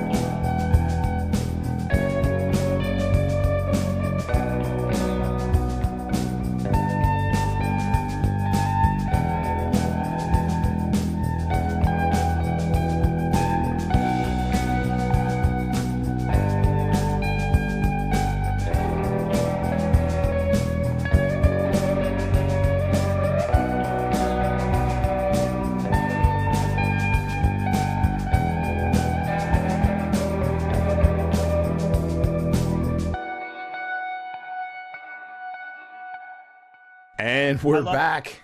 What's happening, everybody? We are still the Ahnenerbe Hour featuring the Paranormies. I'm still Johnny Monoxide. Tonight, we're joined by Adam Haidt, Greyfield Stray, our buddy here, Tyler, and guess who decided to show up? Hey, what's up, Hazzard? Not much. I was busy being a sandwich artiste. Whoosh. How'd that go? Pretty good. All right. So everybody is here. We are back. We listened to the music. That was fun. Thanks, Gray, again for providing us with our break stuff. For some reason. Well, I mean, we're the primary publishers of the Greyfield Stray at this point. Oh, you're practically my record company at this point. I actually remarked to Hazzard the other day that we are officially your record label. So cool. I'm okay with it. We're gonna need to start collecting at least 10 to 15%. So just saying. Okay, cool. Well, that'd be nice if 10 to 15% of fuck all is still fuck all. Oh, you think I don't make money from it? Okay, cool. That's fine. Yeah, Hazzard, shut the dude. Really? We have. This is the next. Oh, God damn it, Hazzard. All right, so, we have a Twitter, and that is at @the_Paranormies. Yep. And we have a Gmail, and that's theparanormiespresent@gmail.com. So if you guys want to write to us... No, it's just Paranormies Present, no the. It's not the? That's why I can't get into the account. That's why I can't get into the account, so yeah. Okay, sorry. It's paranormiespresent@gmail.com. Oh, wow. My bad. God damn it. I should probably know this better. Well, considering you were part of the group that actually set it up... Probably considering, yeah, look, it's attached to I just click between the two. I don't know what the thing, I've already done the passwordy thing. As long as I don't have to completely reset my computer, I just rotate through all my emails that I have. Well, anyway. So we're talking about, we just finished up our first hour about Mormonism with our wonderful guest and my greatest ally and deepest, warmest companion, Tyler. Holy shit. And Hey.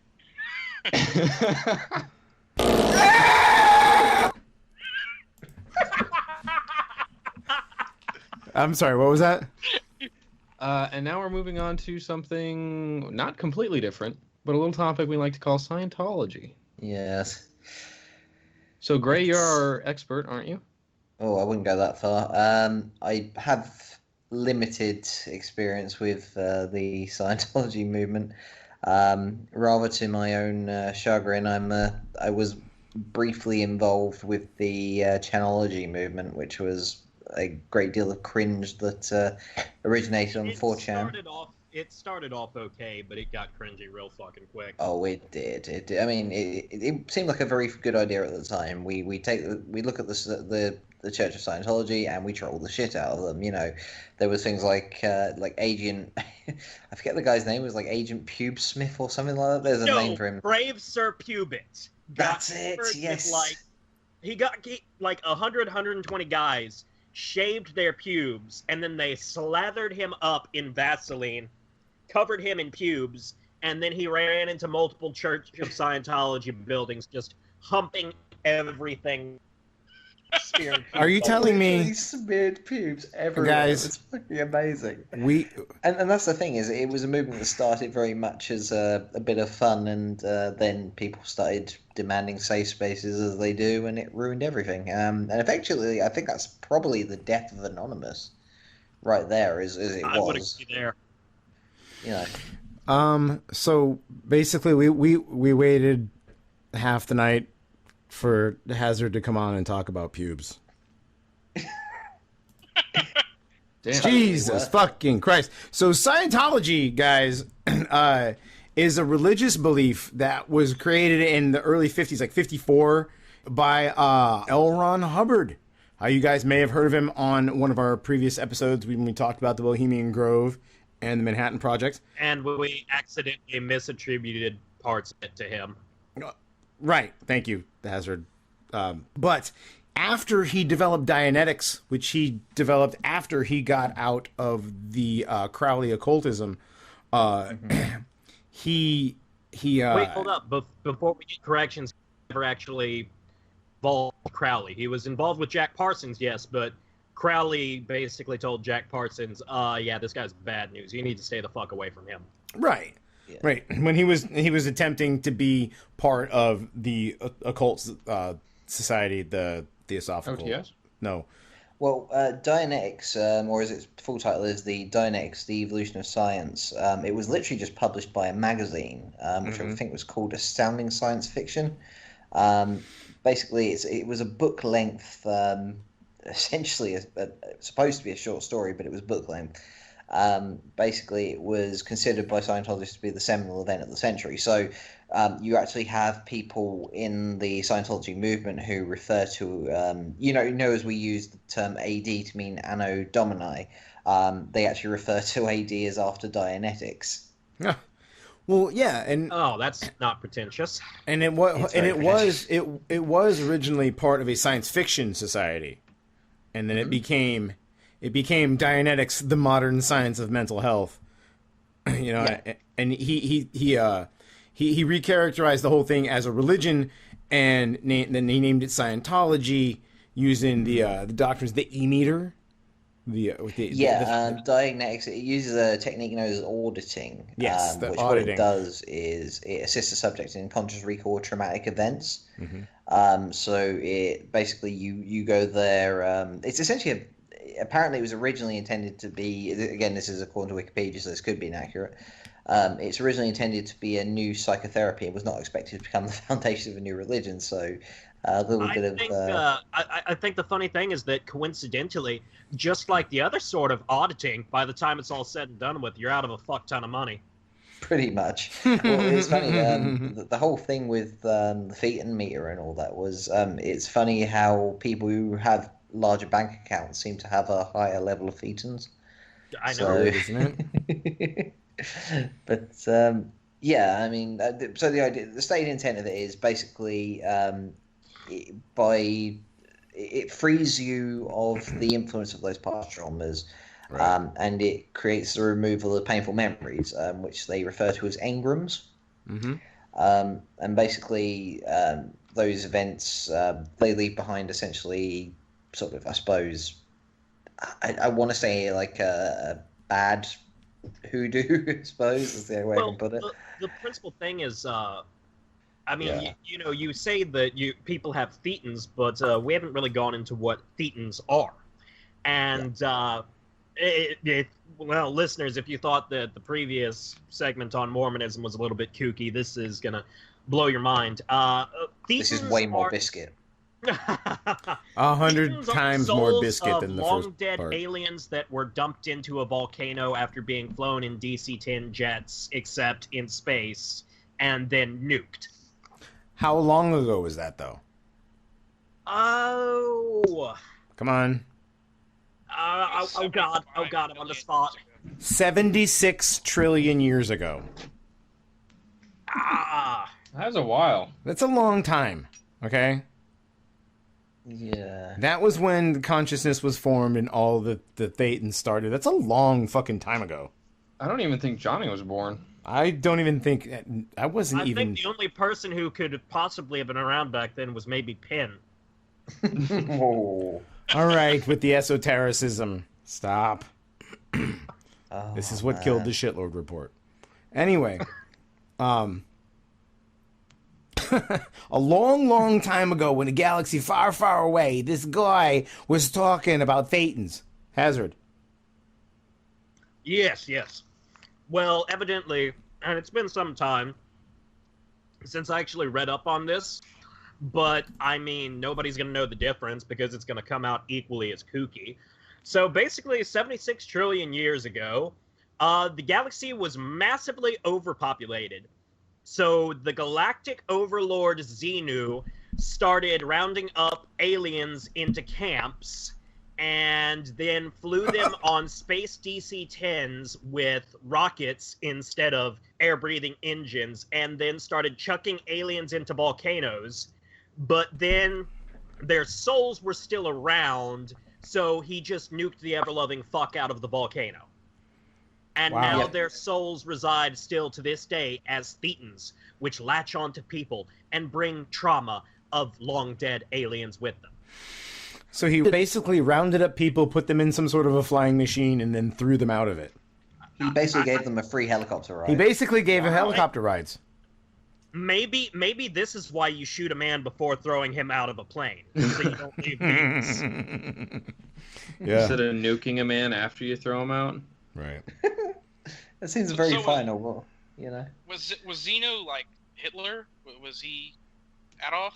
No, Xenu wasn't He was Hitler. rounding Xenu up was the people and putting original. them in camps. Hmm? He was putting people in camps, and then volcanoes were involved. This guy's got to be Hitler. Nobody cared what he was until he put him in the camps. Wow. Well, you might even say Hitler is an avatar of Xenu and Kek. I mean, I think all of them were big guys. For you. Jesus. Hitler, though, why does he wear the tash? L. Ron Hubbard sounds kind of like Joseph Smith. He wrote a story to try and make some money, and then was like, "Oh, let's just turn it into a religion. Let's just That's retool the whole exactly thing." what he did. Well, And I've also heard stories before that he actually had bet somebody that he could start a religion. this is Yeah. the story I tried to I tell in know the first before. half. This is the story I tried to tell in the first half, and they said, "No, save it. You're wrong." So, yeah. No, I've heard it repeatedly, but basically when he started saw that people were not just willing to drink the Kool-Aid, they were willing to stick a funnel in their mouth and start chugging. He kind of, he started using the power.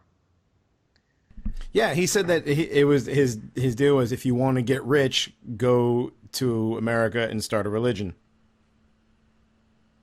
And he Pretty did. much. Yeah. So tell me about the guys that wear uniforms, the Sea Org. I want to learn a little bit about them. The Sea that- Org? I think Hazzard is the expert on this one. Yeah, well, Sea Org is basically this. I mean, it's very vague because they try and keep anybody from reporting on it because really it's rather horrific. It's this giant floating ship that is owned by the Church of Scientology with a bunch of people on that are essentially used as slave labor. And there have been a bunch of horrific tales that come out of people that have managed to get away. Stuff like women being used as conjugal sex slaves and being forced to repeatedly get abortions. Just a lot of really, really nasty, depraved, just disturbing stuff. And the thing is, it's not like this is some sort of punishment. This is seen as a reward. This is seen as something that only the most dedicated people can do. Mm-hmm. It's weird. They essentially separate families. They don't believe in the concept of family at all. Right. So like kids are separated from the parents. I think as young as I think someone said about 6, but I'm not sure on that. Someone please correct me if possible. And they're essentially taken away to be indoctrined from schooling age. Yeah, and in order to join the Sea Org, they must sign a billion-year contract. Mm-hmm. It's only Well, billion years. yeah, the contracts last for more than one lifetime, but as long as a billion years. Okay, it's not necessarily a billion-year contract right off the bat. Let's not scare everybody away, because there's probably some weirdos that still want to be Scientologists after we're done talking about it. But did you guys see the thing I just linked in the chat? Heaven help them. Did you guys see the thing I just linked? I think this should be our this should be the image for the second half of this show.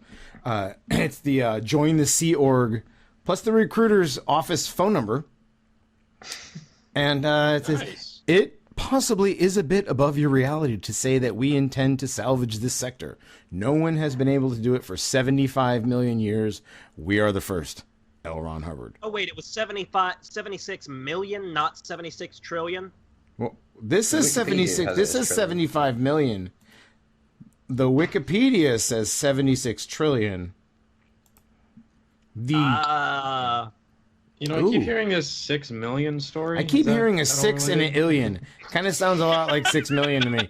But going along with the Scientology's weirdness stuff, they're they're notoriously litigious.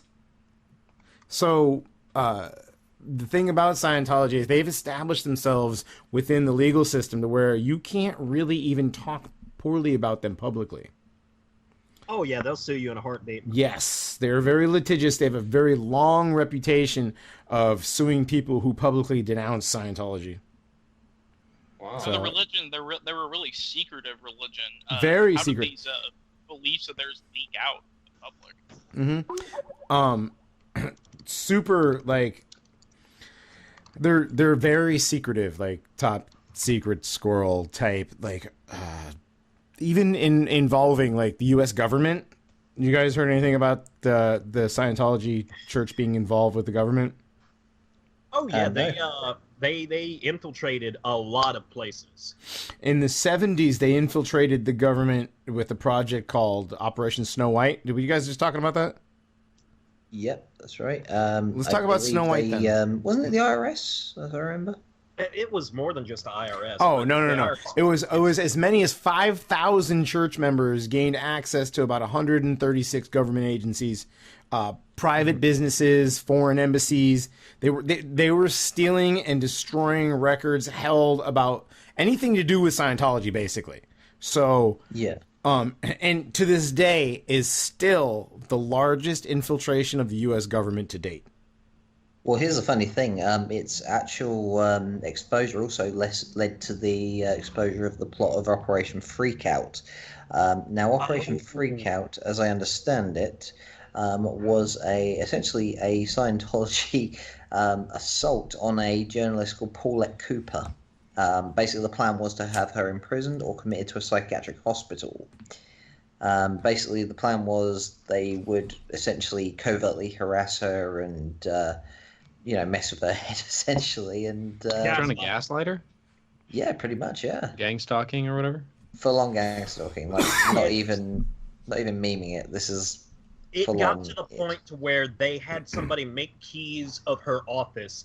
They went inside, stole paper that she had touched to load into a typewriter that still had her fingerprints on it, Hold on. then tried to type up a threat to assassinate some major government official and send it in. It was a with her bomb prints threat. on it. Yeah, It was a bomb threat. They basically forged a bomb threat in her name in an attempt to get her arrested. Yeah, with paper with her fingerprints on it. Mm-hmm. Jesus Christ. And that was all because of her book, right? The Scandal of Scientology? Yeah, it started out as just a brief report on them, but when it was immediately, basically the paper she was working for or the magazine she was working for was sued, which means they didn't publish it. So what she did was she took her article and basically turned it into a book, exposing everything that she'd learned in investigating them. And they even said that their goal their goal was to have Cooper hospitalized, imprisoned, or even driven to kill herself over the whole thing. Like they even that was in their communiques and whatever. Well, here's the thing. I mean, Scientology is no stranger to mysterious deaths, shall we say. I mean, they've got a body count almost as high as Hillary Clinton. I was just going to say Hillary Clinton. They beat me to it. I would like to commemorate the lives of Johnny Monoxide and the Greyfield Stray, who next week will be found having committed suicide with 2 shots to the back of the head. I just couldn't take it anymore, man. Stealing my tweet about Martin Shkreli. Well, the weirdest death of all, though, and I think this is one worth mentioning, was Quentin Hubbard, which was L. Ron's oldest son. Mm-hmm. Basically, in 1956, him and his wife had 7 children together. And his oldest son was supposed to take over leadership of the church, but what ended up happening was he rejected it. He even went so far as to call his own father crazy. Now, saying something like that was one of the worst things you could do in the church. Even if you were the son leader, and this is a church that does not believe in turning the cheek. There's no mercy. He did that on television, didn't he? Shunning. But on October 28th, I have it here. Hang on a second. Of that same year, when he was 22, they found his white Pontiac without a license plate, with his body unconscious inside. The engine was running, and there was a tube going from the exhaust pipe to the car. Yeah, but basically he was believed to have committed suicide. Now, however true this is, I couldn't tell you. Didn't he give that statement about his father publicly, though? Oh yeah, On yeah, television he or something, full-on wherever it denounced was. his own dad. It was on TV, right? Yep, it was. I mean, this is literally the equivalent. I mean, if you consider Scientology a religion, this is the equivalent of going on TV and denouncing. Uh-oh. a Hello? gun, you know. We lost you there for a second. Doing what? Oh, I say, it's the equivalent of denouncing Jesus, essentially. If you that consider makes sense. Scientology a religion, but except Jesus is standing there holding a gun. Well, that's not a good that's not a good thought to have. Jesus. Definitely not. So, this is just like coming out of left field. So L. Ron Hubbard, I mean, you said the church started in the 50s. So what? He was born before World War II? Mm-hmm. Yeah, Yeah. he served it during World War II before he was discharged. He was a naval officer, I believe. He was a naval officer. What was his discharge status? Didn't he, Dishonorable. And I tell you why, he fired on an island which was owned by the Mexicans, I believe. Mm-hmm. Oh, I Didn't he, can't hate him for that. Didn't he So- form Dianetics working with trauma patients World War II? I Yeah. believe so. I'm Post not sure. 45 and 46 is when he was working with the trauma patients, and that's when he started it then. Interesting. Yeah. Yeah, they it had makes a- a lot of sense.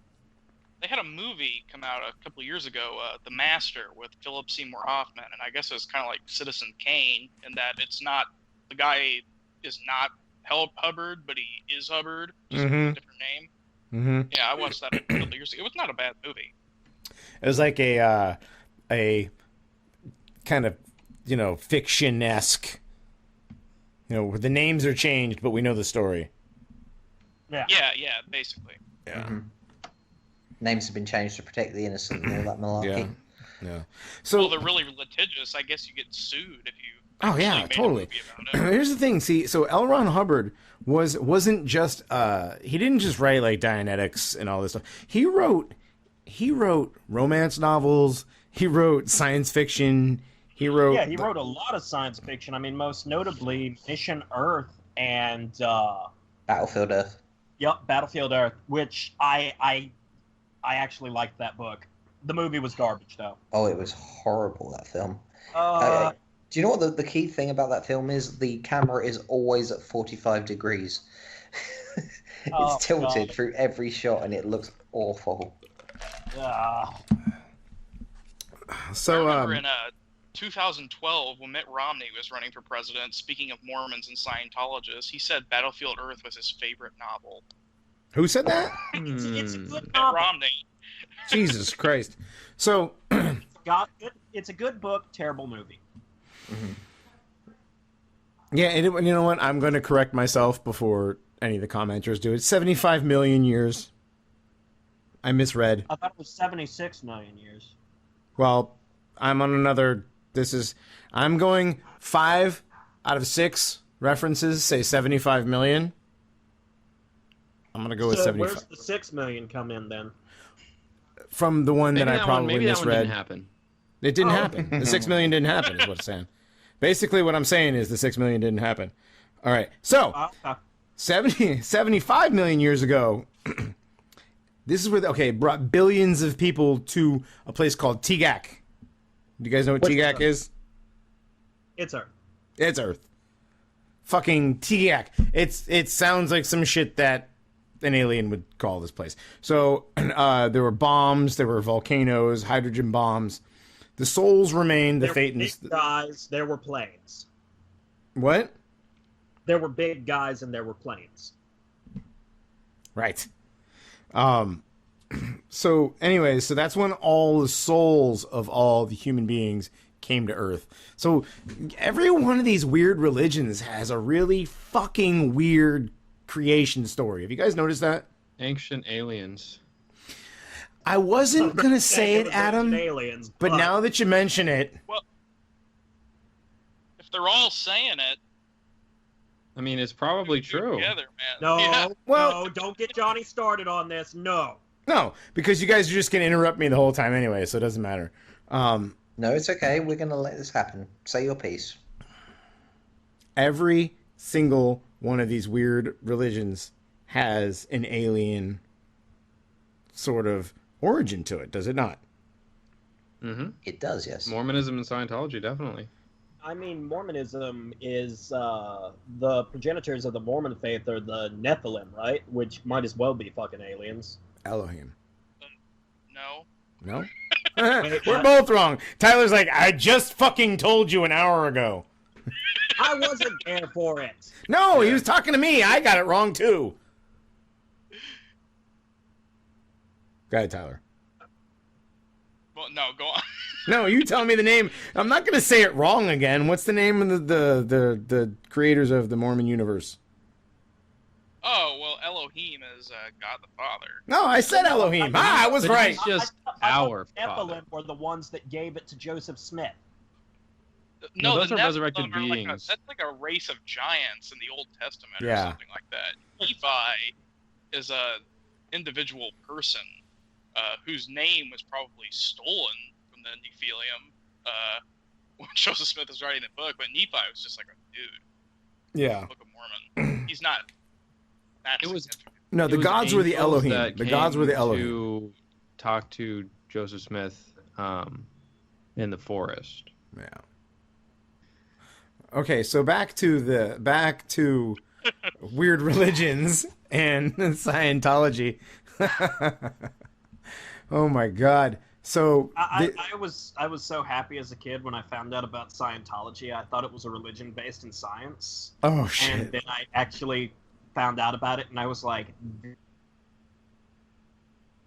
You were dead silent for like 5 minutes. Is that what happened? He, or at least L. Ron, believed that research in science was the crux of it.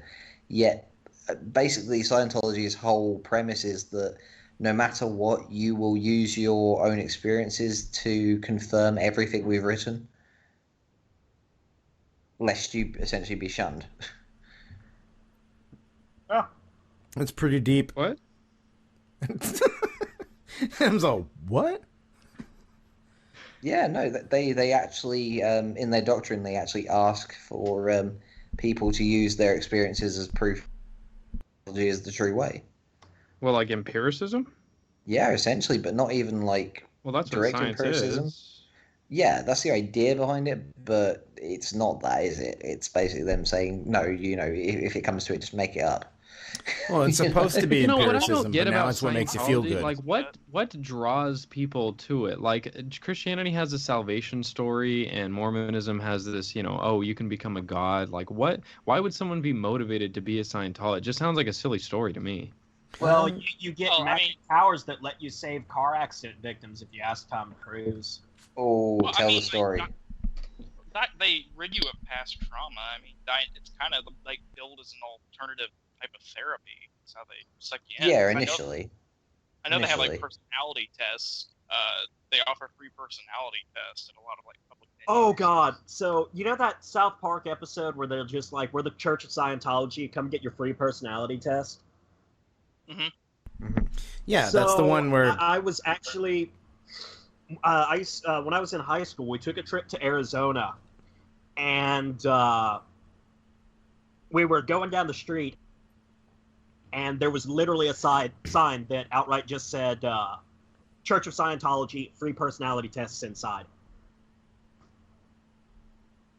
Yep, they do that. Is there more- oh, that was the end of the that's story? thing. It's the same with any scam. Lure people in with something free, and then Well, they have slowly they have the tease church. the wallet out the pocket. They, Well, they don't have get the to, really like, big the church. really exotic stuff about aliens until you've been in the church for years, right? Mm-hmm. Yep. Hey guys. Mm-hmm. What? Oh, okay, my turn. Okay. No, this shit sucked. I had shit to say like 2.5 minutes ago. So say it. No, it's too late now because you guys already. It's the Skype thing we were talking about before.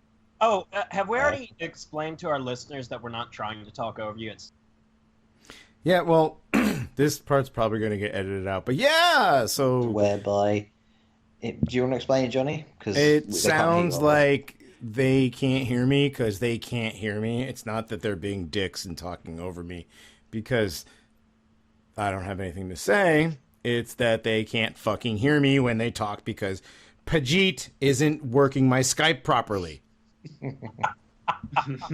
So maybe Pajit is just trying to find a designated shitting street. Did you ever think about that, Johnny? You should be more culturally sensitive. I don't give a fuck what Pajit is doing. I'm paying for the shit I'm doing. The jokes don't come twice.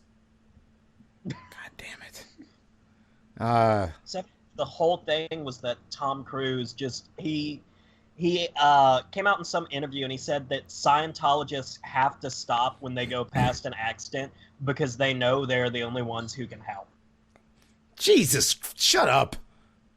I'm sorry, but like, I'd believe a snake handler supposed to be a therapy over a Scientologist. Like, you know, I would believe one of the snake people first. Well, Well, you know, after you go- I'm down for snake people. Well, you After like you do snake girls. Dianetics Snake for a girls are while, different. like- Snake girls are different than snake handling religious people. Oh, god damn it. There goes another religious disappointment. Right. So, anyways, so back to Scientology and car accidents and stuff and whatever. So what happens after you've been practicing Dianetics? Well, after you do Dianetics for a while and you clear yourself of all the engrams, you're clear. Then you go take more classes. You Right. become an operating thetan. And then when you're an operating thetan, you get like power to read minds, talk to animals, move objects with your mind, just basically psychic powers. So maybe that's what Tom's talking about. I don't know. you become To be fair, it you would explain basically why he become keeps one of the getting X-Men. movie roles despite being a fucking awful actor. He's horrible. God. Getting Does sued. nobody understand that he doesn't have an accent? What's the German movie where he's the fucking German guy? Oh, Valkyrie? Valkyrie? Valkyrie. Everybody else sounds like fucking Adolf Hitler except for Tom Cruise, and nobody notices that he sounds like an American.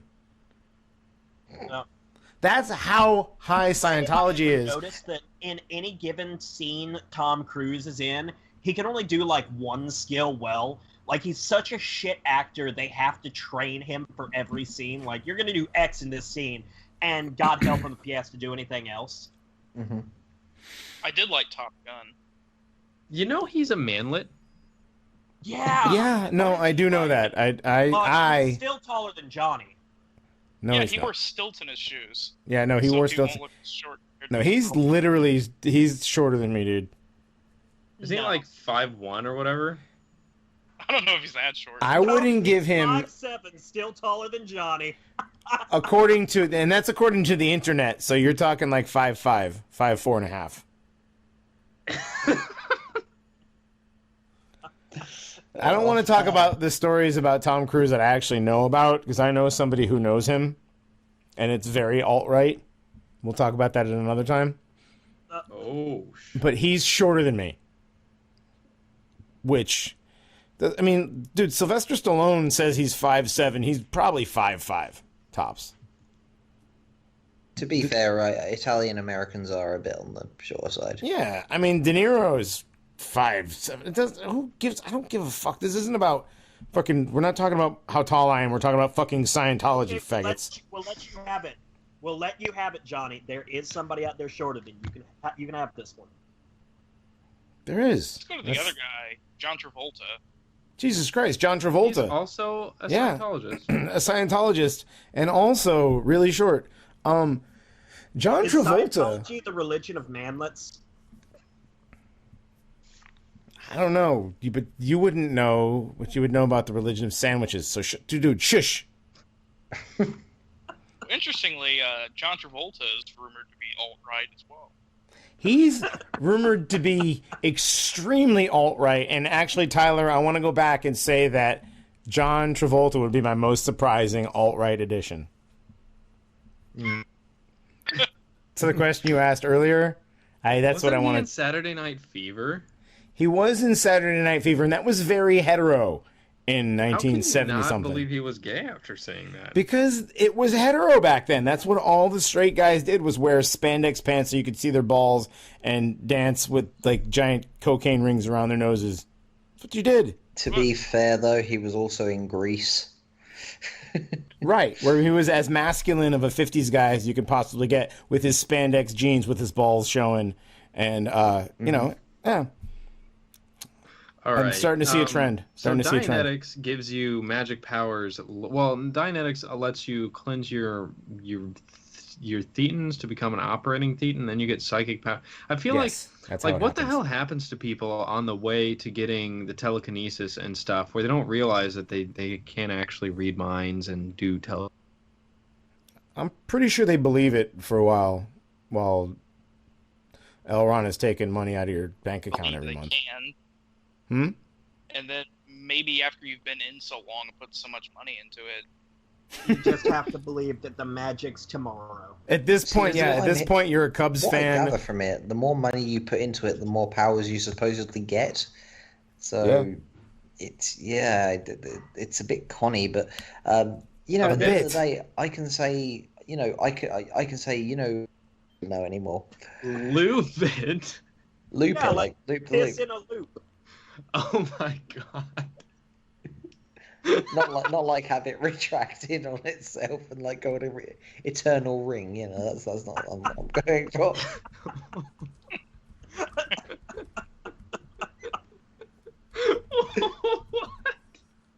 I don't even know anymore.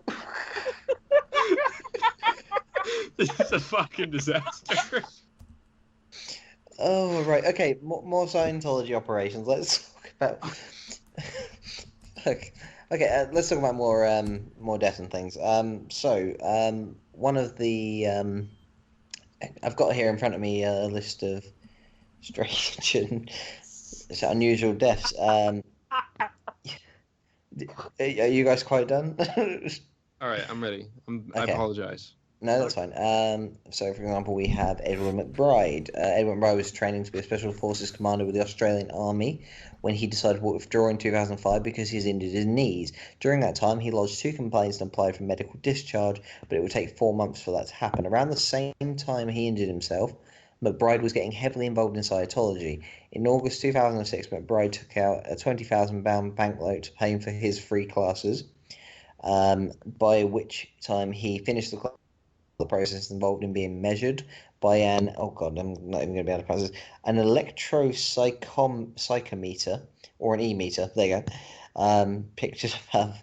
This is a low-level electrical reader that, according to Scientologists, detects changes in human psyche.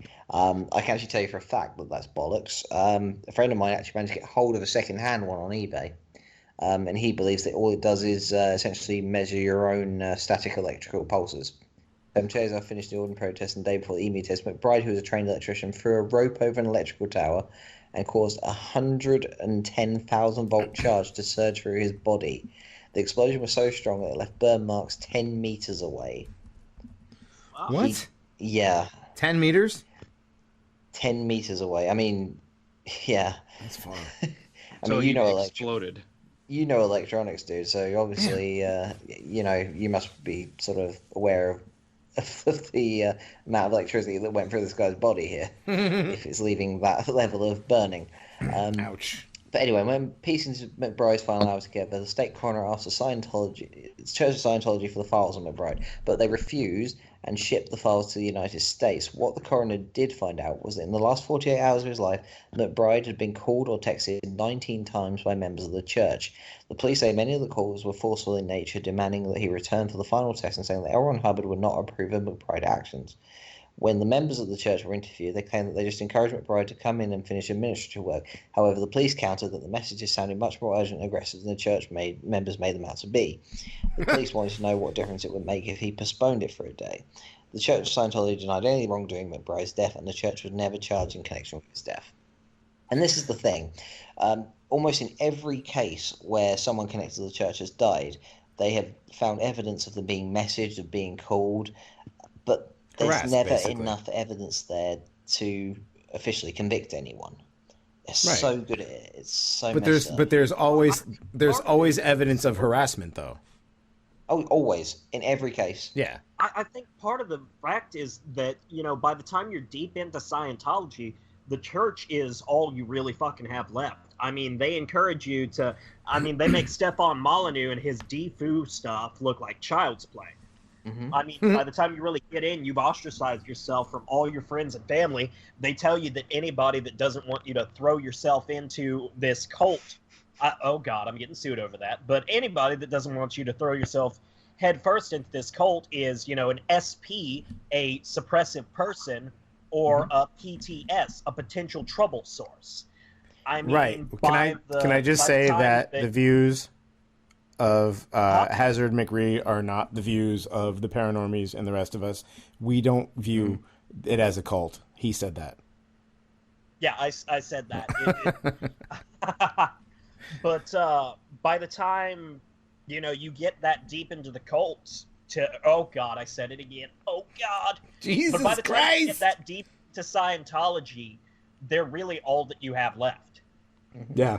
Well, it gets worse. I mean, I think the most famous one's the Fort Harrison Hotel incident involving, what was her name? Lisa McPherson. Here we go, I've got it. So for those who don't know, the Fort Harrison Hotel is in Clearwater, Florida, and besides it being an exclusive Scientology hotel, it is a high-level training center and the spiritual headquarters of the church. The church bought a 220-room hotel secretly in 1975, and since then it has witnessed a number of unusual deaths. The most notable one is that of the before-mentioned Lisa McPherson. So McPherson had been a Scientologist for 18 years when in 1994 the Scientology publishing company she worked for moved to Clearwater. She moved in with it. In September 1995, after 5 years and 175,000 days of Scientology counseling, McPherson was declared clear. On November 18th, 1995, McPherson was involved in a minor car accident. After the closure, she got out of the car, took off her clothes, and said she needed help. Hold She on, was who's taken this? to a psychiatric. Don't laugh, someone died. She but signed a short time later against doctor's orders. She was taken back to the hotel where a woman named Janice Johnson was put in charge of her care.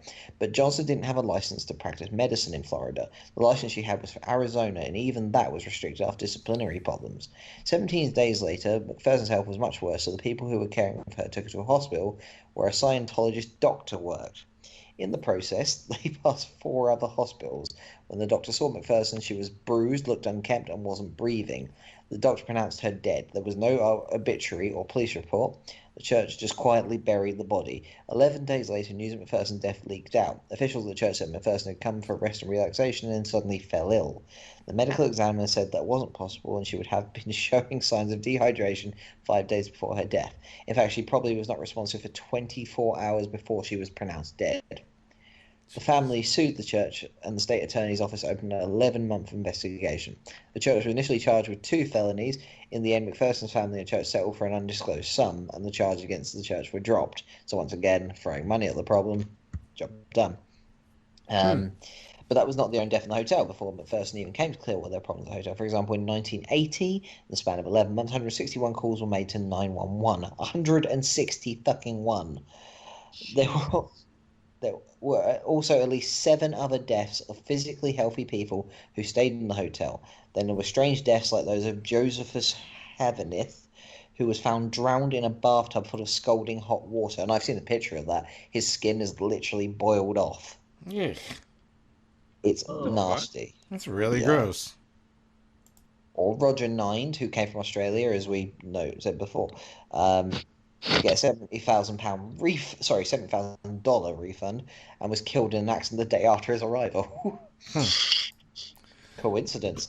But what's most baffling about this is how uncooperative the church is with the authorities. Besides trying to keep the desk quiet, whenever someone calls 911, the police respond to the call, but the church's private security does not allow them to enter the hotel. They prevent the police from doing their job. Now, I'm no expert, but if you've got nothing to hide, why would you prevent the police from entering your building? Isn't that like obstruction of justice? Yeah, it is. Yeah, It's it is. at least in this country, it's perverting the course of justice. Mm-hmm. How do you I'm sorry, I'm not able to just tell the police if they show up at my door demanding to come inside. I'm not allowed to tell them fuck off. This is private property. Well, no, I mean, especially in the Well, States, if you they're not own the gonna place, gun or you a pepper can. spray in your face, you know. If you own the place, you can tell them that. Really? Not if they're like somebody called 911 and said they're inside your place in trouble. They'd have to be able to prove that, I think. I don't know that if somebody from inside your house called 911 and you own the property, I don't know. So what motivation do you think the church has for covering these things up? What do you think? And if they're involved in these deaths, what's causing them, and what are they doing? What are your honestly, the thing about completely honest, and again, this is purely speculation. I have no evidence, and please don't sue me. I haven't got any money anyway. Basically, I think it's financial. I think as an organization, they rely a lot on new converts. They rely a lot on dedicated people pumping money into the organization, and as such, I think it does cause them problems when they have that revenue stopped. So essentially, they have to make sure that once you're in, you never leave, and if you try and leave, then any methods to prevent that are blocked. Yeah. Because so you're saying that you can check out anytime you want, but you can never leave? You can never leave. That's right. Mm-hmm. You guys know this? That in 2012, the Church of Scientology opened up a new world headquarters in a place called Jaffa. I think it's pronounced Jafar, but yeah. Is it Jaffa? Is it Jaffa? Yeah. Jafar? Is that an Agrabah? No. Do you know where Jaffa is? It's in Tel Aviv. Oh. Jesus, God damn it! Every time. So, yeah. So, this is Tel Aviv in Israel. It's a place where there's constant fighting between Jews and Muslims. But in 2012, the Church of Scientology opened their headquarters in Jaffa. Sorry, people, I didn't mean to offend anybody. But it opened without incident. So the Jews were okay with it. The Muslims were okay with it. Nobody gave a shit that somebody opened the Church of Scientology in Tel Aviv in 2012.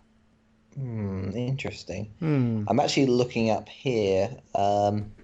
It's a legit religion because they have the tax-exempt status as of 1993. God, I'm doing the exact same. What are you doing? We're looking up if L. Ron Hubbard was Jewish, because that explains a lot. Well, I don't think he was. No, he wasn't. He wasn't. You guys. The name doesn't sound no echoey. I gotta be honest. No. Wasn't he adopted? It's possible. That is true. I don't remember.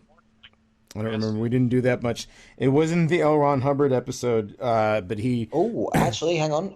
According to, again, this is an anonymous person on Yahoo Answers, but they say that ethnically he was.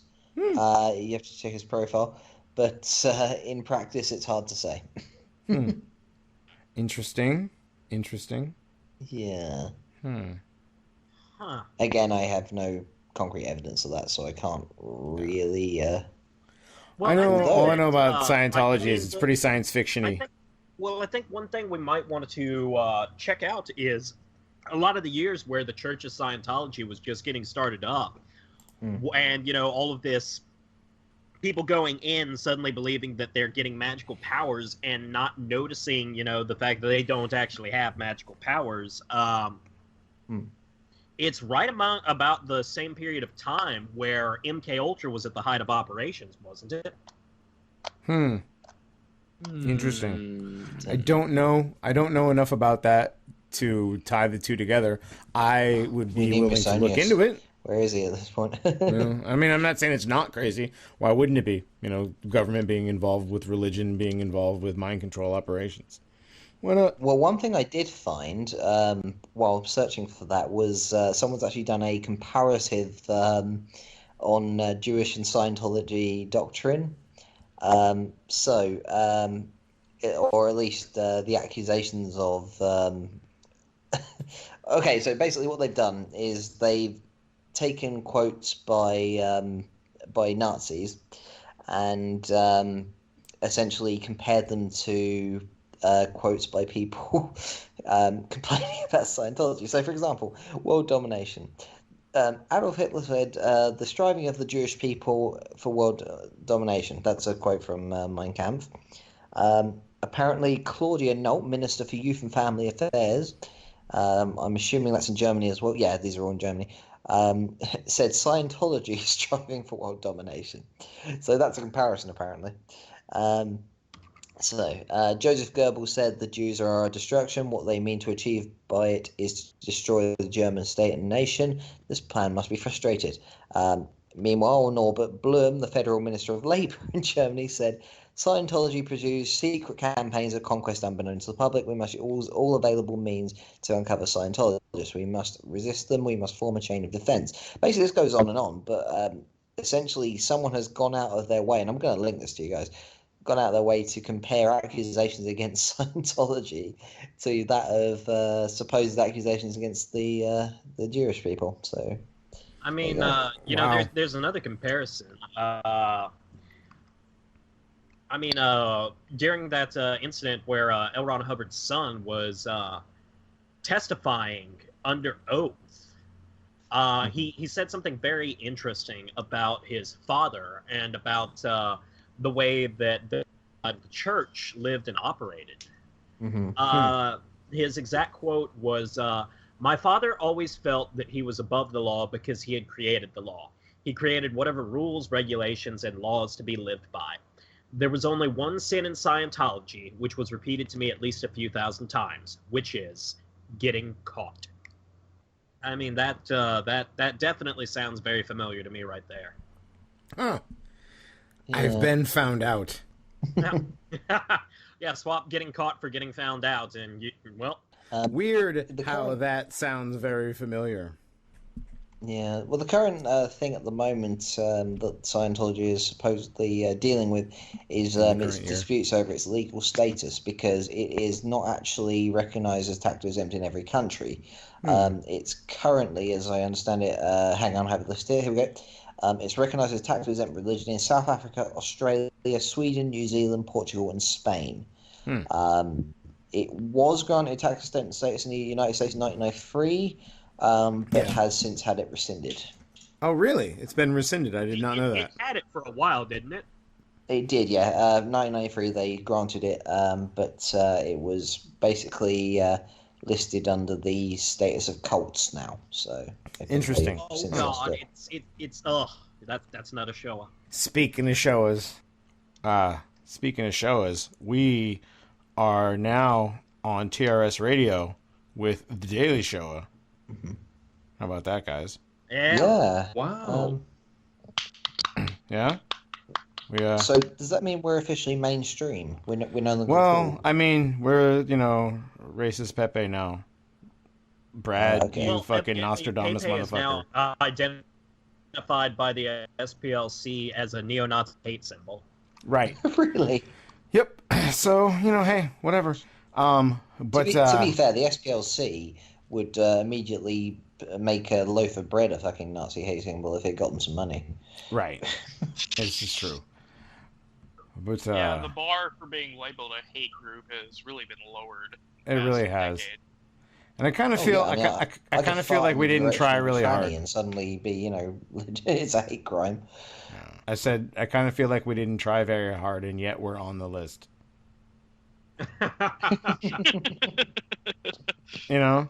Like, we're there. Yeah. Like, this is just shit. This is shit we say every day. Sorry, guys.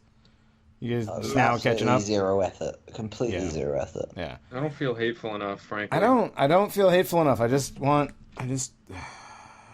my country back. Anyways, all right, guys. So, this was fun. We had a hell of a show. Thanks for coming on, Tyler. Thanks for coming back on for the second half there, Hazzard. Thank you very much, Tyler, for joining us. You want to remind our listeners of Twitter and everything? Hazard, you do this. I do the Twitter.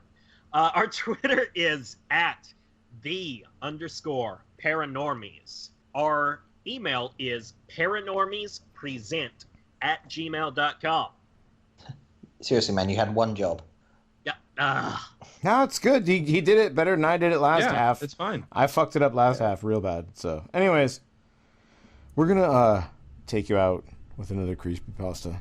We'll see you guys next time. Later. I love you, Tyler.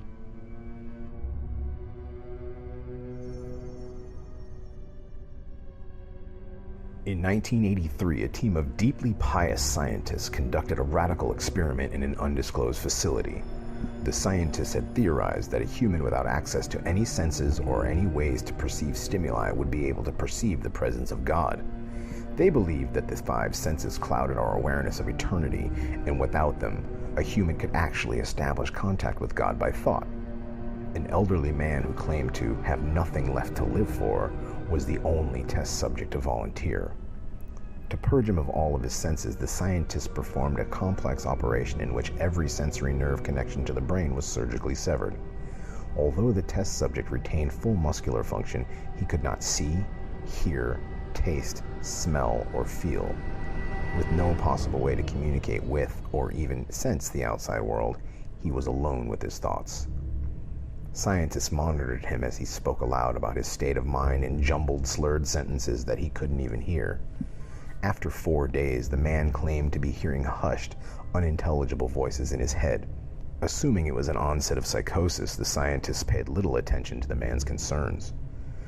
2 days later, the man cried that he could hear his dead wife speaking with him, and even more, he could communicate back. The scientists were intrigued, but were not convinced until the subject started naming dead relatives of the scientists. He repeated personal information to the scientists that only their dead spouses and parents would have known. At this point, a sizable portion of the scientists left the study. After a week of conversing with the deceased through his thoughts, the subject became more distressed, saying the voices were overwhelming. In every waking moment, his consciousness was bombarded by hundreds of voices that refused to leave him alone. He frequently threw himself against the wall, trying to elicit a pain response.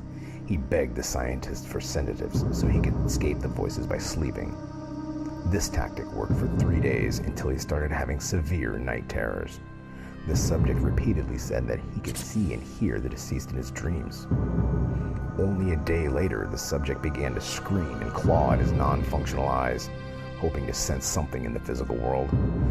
The hysterical subject now said the voices of the dead were deafening and hostile, speaking of hell and the end of the world.